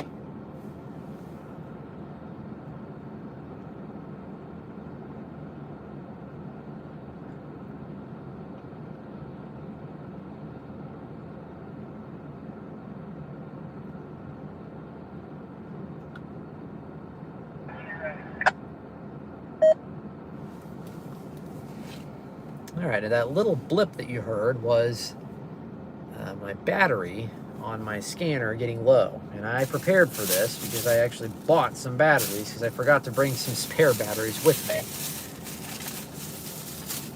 And sometimes if you have the scanner really loud, it'll just blip when the batteries are close to getting low, but not quite.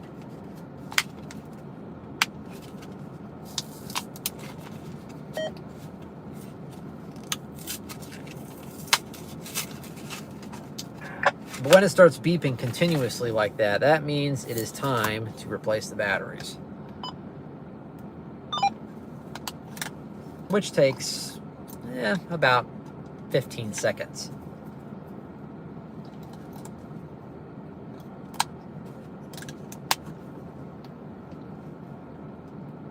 Okay, Brian asks, what kind of scanner do I use? Well, let's pull the camera off here and show everybody. It is a United, I think I'm pronouncing that correctly. It is a United Bearcat. This is it right here. A BC75XLT. And of course, this is a very popular type of scanner. So, I mean, the Bearcat is widely known and used by rail fans all over the country. So it's my previous scanner was also a United, similar to this one. And I think I remember it had a NASCAR logo on it. So you could actually listen to NASCAR feeds on here too if you're at the racetrack. So that is it. And I do have, whoops, try that again. There we go. I do have an additional antenna that I put on it. An extendable telescoping antenna so I can get a better reception. The antennas that come with them, which are nicknamed rubber duckies, I'm pretty sure. They're just a very short little kind of rubberized antenna. They work well, but you don't get near as well of a reception as you do with a bigger antenna. So I have a bigger antenna on mine,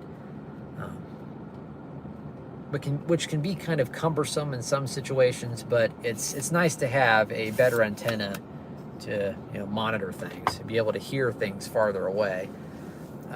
On a good day with good reception, my scanner can pick up the dispatcher Not the train crews, obviously, because the train crew radios don't go near as far. But the dispatcher, you can hear as far west, like in Ottumwa, for example, I can hear the dispatchers on my scanner as far west as Albia, as far east as Fairfield, and I can hear the CPKC dispatcher from as far north as like Linby, as far south as like Moravia. So pretty much a pretty wide expanse of conversations. But again, the trains themselves have to be close by to be able to hear the crew.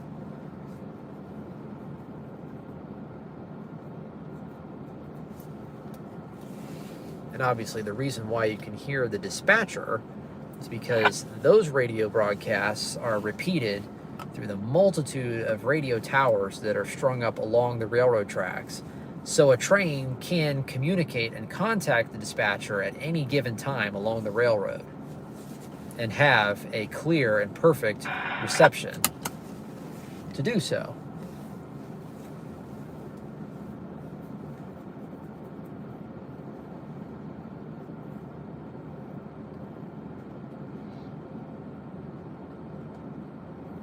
Well, it's not looking good for the BNSF, unfortunately. I don't know where those other two trains went. I assume they're, well, obviously they're still east of here, but there's no indication signal-wise that they're going to go by anytime soon. So, rats. But, yeah, we'll wait another 10 minutes or so. Something might show up.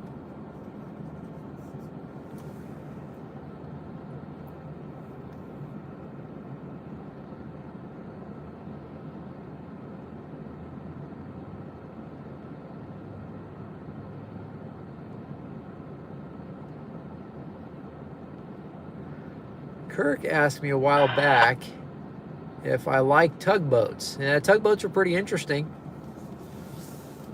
I don't know a whole lot about them, but they're pretty neat to see. Kirk also mentioned Fort Madison and Hannibal. That's one nice thing about filming trains in a river town. It's because in between trains, a lot of times you can get tugboats and barges going by. So there's always something going on in a river town. And I've actually gotten a lot of good video of the barges in Hannibal and in Fort Madison. In fact, there's one time which I've gotten a lot of video in Hannibal that I've never uploaded. I'm thinking of doing a Hannibal video eventually. And there was one time when I got video of a BNSF train going up along the river and a barge going through at the same time. That's pretty neat to see. Of course, in Hannibal, the BNSF tracks do not cross the river. Only the Norfolk Southern does, but it's a little different from Fort Madison.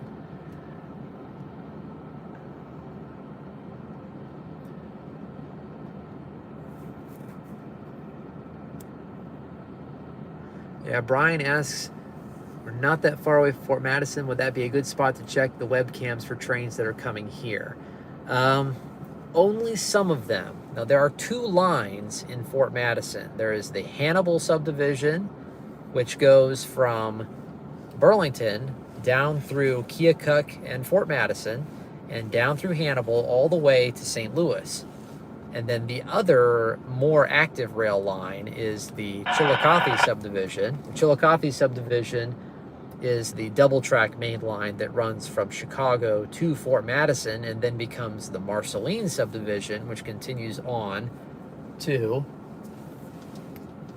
Kansas City. Now, we are in luck because the signals just came on. Now, whether that means these trains will get here anytime soon is questionable, but that is progress. And hopefully we get to see something within the next 10 minutes.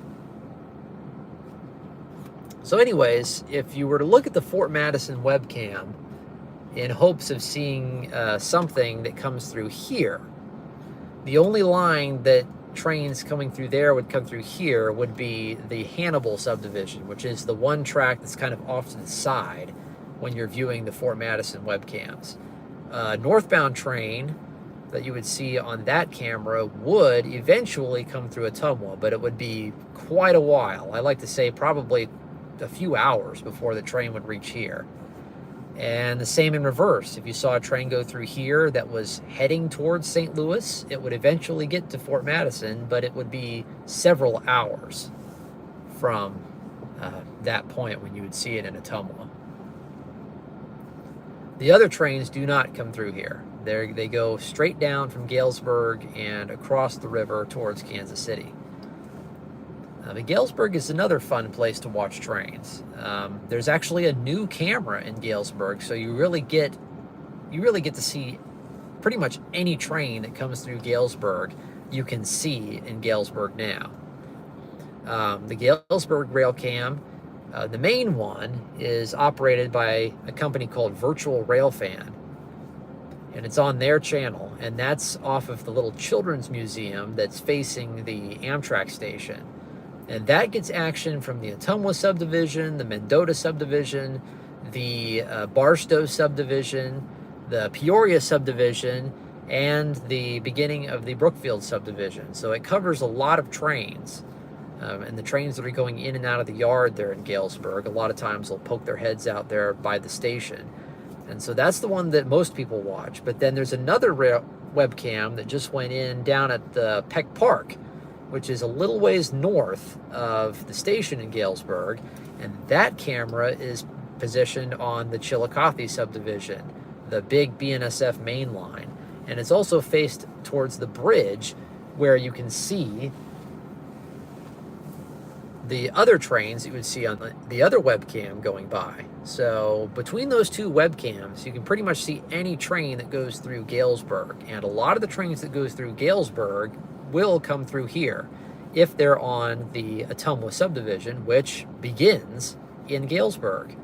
In fact, it actually begins right where the webcam is by the station in Galesburg, operated by Virtual Railfan.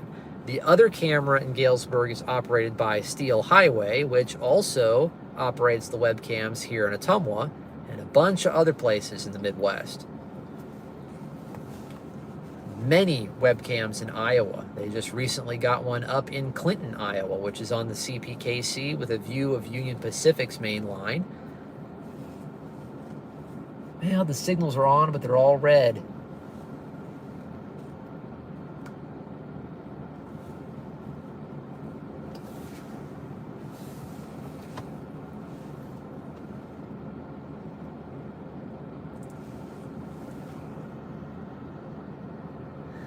Well, we'll go another 10 minutes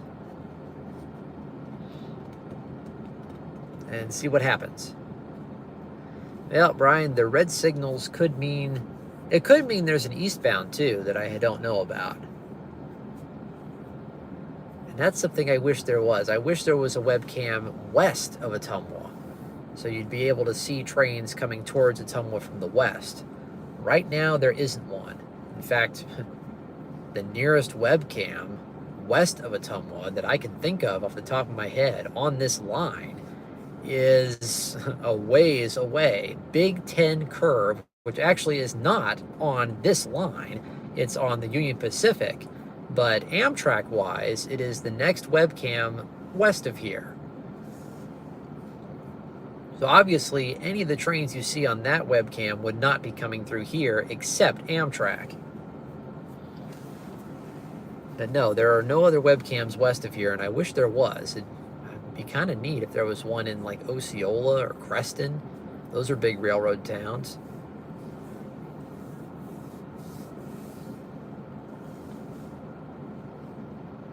Well, we'll give it another 7 minutes or so. If there aren't any more trains, we'll go ahead and end it there. It's too bad. These other two trains were kept back for so long. There must be stuff going on that are preventing them from coming through. All the signals are still red down there on the diamond, which is just right over here past that box, that the crossing box.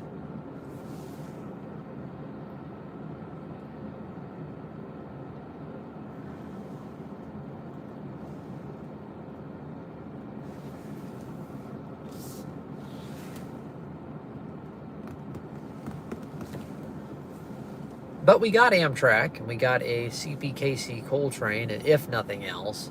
But like I said, especially in the middle of the day around here, there just does not seem to be as much action. And I don't know why that is, because obviously the freight trains don't run on any set schedule. But it just seems like there's not hardly any action a lot of times in the middle of the day. Not always true, but sometimes it is. And probably, I mean, I think the most action is in the morning, like really early in the morning to when Amtrak goes through, and then right before noon. And then there always seems to be a big lull in the action.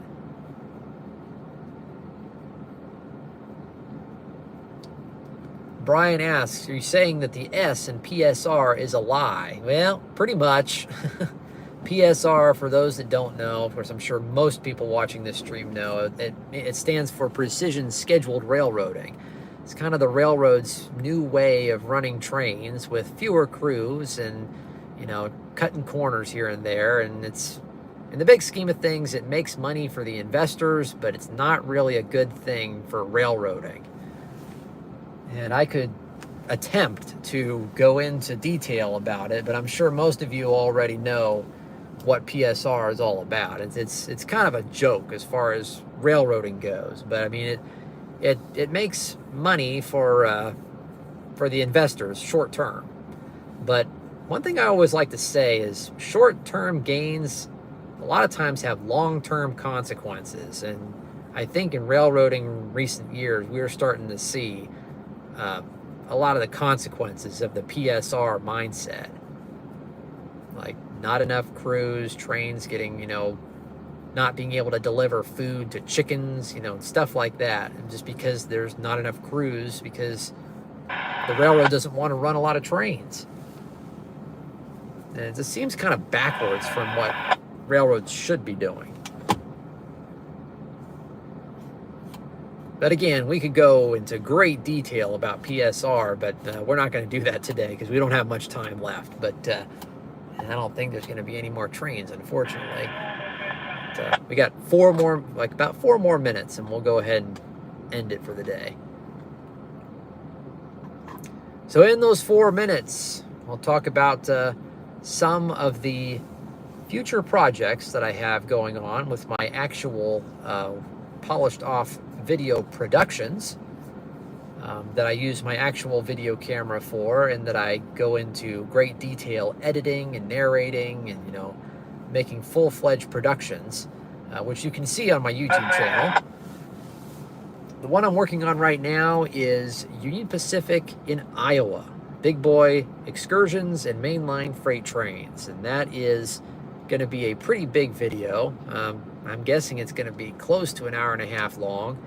It's a compilation of all the video footage that I got in 2019 when the big boy came through Iowa, going east and then coming back west. The video begins in Denison, Iowa, and we pretty much follow the big boy across to Boone and then up to Garden City, Iowa, and then we go further east on the main UP main line, seeing some freight trains along the way. Kind of a compilation of the video I've gotten of UP freight trains through there for the past, you know, several years, even way before when the big boy came through. So I just kind of present them all in the same video. And then in Clinton, Iowa, we join the big boy as it comes back from Minnesota, and we follow it west all the way to back to Nevada and drop back down to Des Moines. The video is going to end with the big boy arriving in Des Moines. So that's the video I'm working on right now. And as you can expect, it is a pretty big video, but I have done quite a bit of work on it lately. I've got the thumbnail images and, you know, screenshots all taken care of and edited, and I've got the maps, a lot of the map work done. I just have a little bit left to do on that. And then I'm going to start doing the script and recording it, and then actually starting to edit the actual video. So it's coming up very quickly. So be on the lookout for that within the next, you know, month or so. Then after that, I'm going to do an Iowa Interstate video from the Iowa Interstate footage that I've gotten over the past several years of QJ 6988, some of the excursions it did in 2021. And then its final eastbound run, I got it a few times in 2022. And then at the end of last year, November, of course, Union Pacific's big donation special when it came across the Iowa Interstate. It's going to be Across the Iowa Interstate 3 is going to be the title of that video, and it's going to have a lot of QJ action, the donation special, and of course some few freight trains sprinkled in here and there. Those are the 2 video projects I'm working on right now. Most likely after that, it'll be Old Thresher's time again, believe it or not, and then we'll go from there. So even though the signals are lit, doesn't really seem like anything's coming. The signals are red for westbound trains. There's no sign of any eastbounds. Knowing how this goes, as soon as I stop the live stream, probably something's gonna, show up. But you never know. That tends to be how it goes. As soon as you stop, or as soon as you, leave where you are, then the train shows up. But there's no way of knowing when they're actually going to get here, and I've already been out for a long time, and we're 2 hours and 18 minutes now we've been on the air. But anyways, those are the upcoming videos that I'm going to be working on, so be on the lookout for those, and obviously some more live streams. And eventually we should get some better live streams with more trains, but again, it just depends on what's out there. So just be on the lookout for those videos and more live streams. If you haven't subscribed already, go ahead.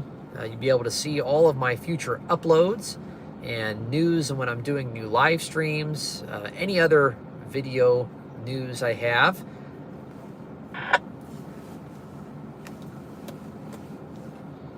And just follow me on Facebook too. And a lot of new developments that I'm working on this year besides just videos. So obviously I'll post news about those things on my YouTube channel on the community tab. Just keep tabs on that.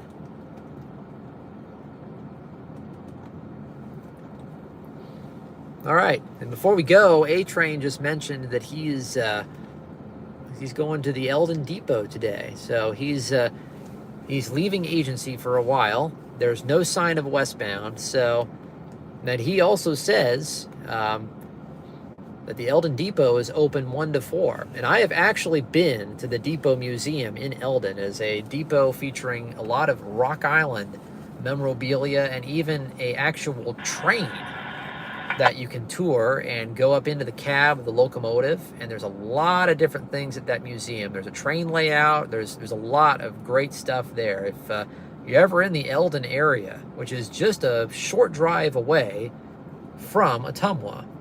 Okay, A-Train says there's a westbound now. Well, shoot.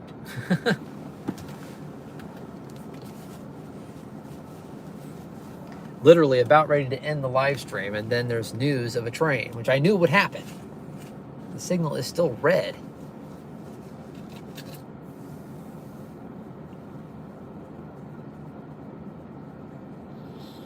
I think. Okay, let's move. Let's get a better view of this thing.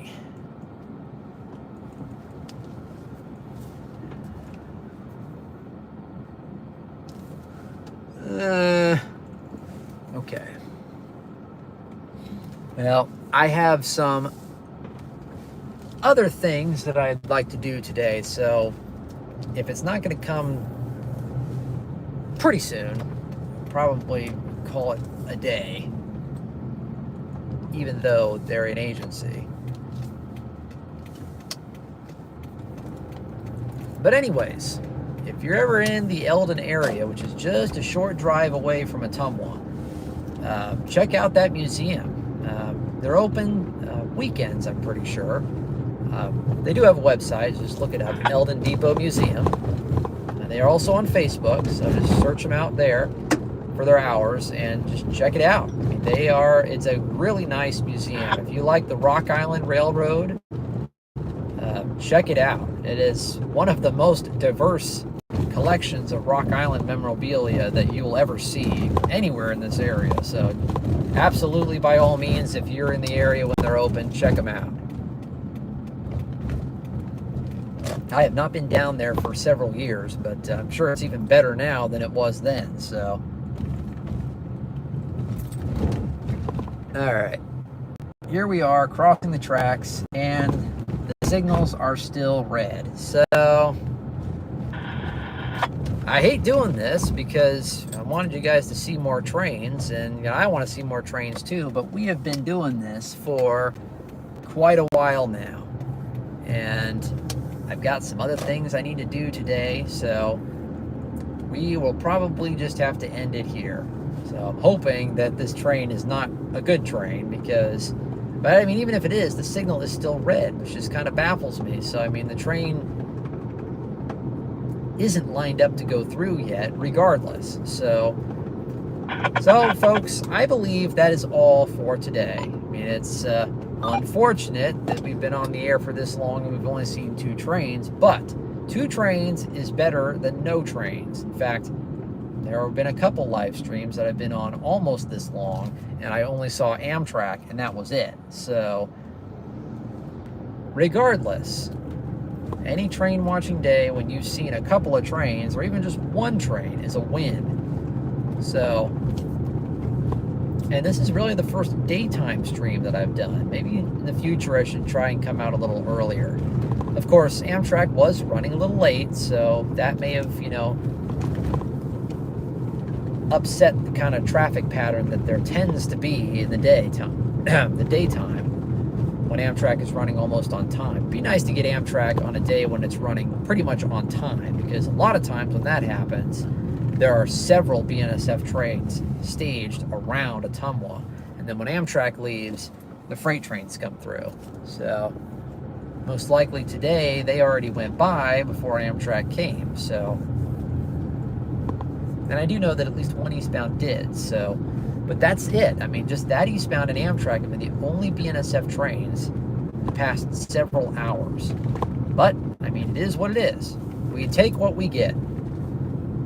So with that, I've already told you about my upcoming videos. Just subscribe to my channel, and I'll keep you posted on more updates on those. Next time I'm going to do a live stream, etc., etc.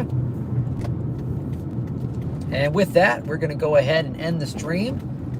And thanks, guys, for watching. Hope you enjoyed seeing Amtrak and the CPKC train, and also seeing the new platform progress that they're doing down here by the station, which we're going by right now.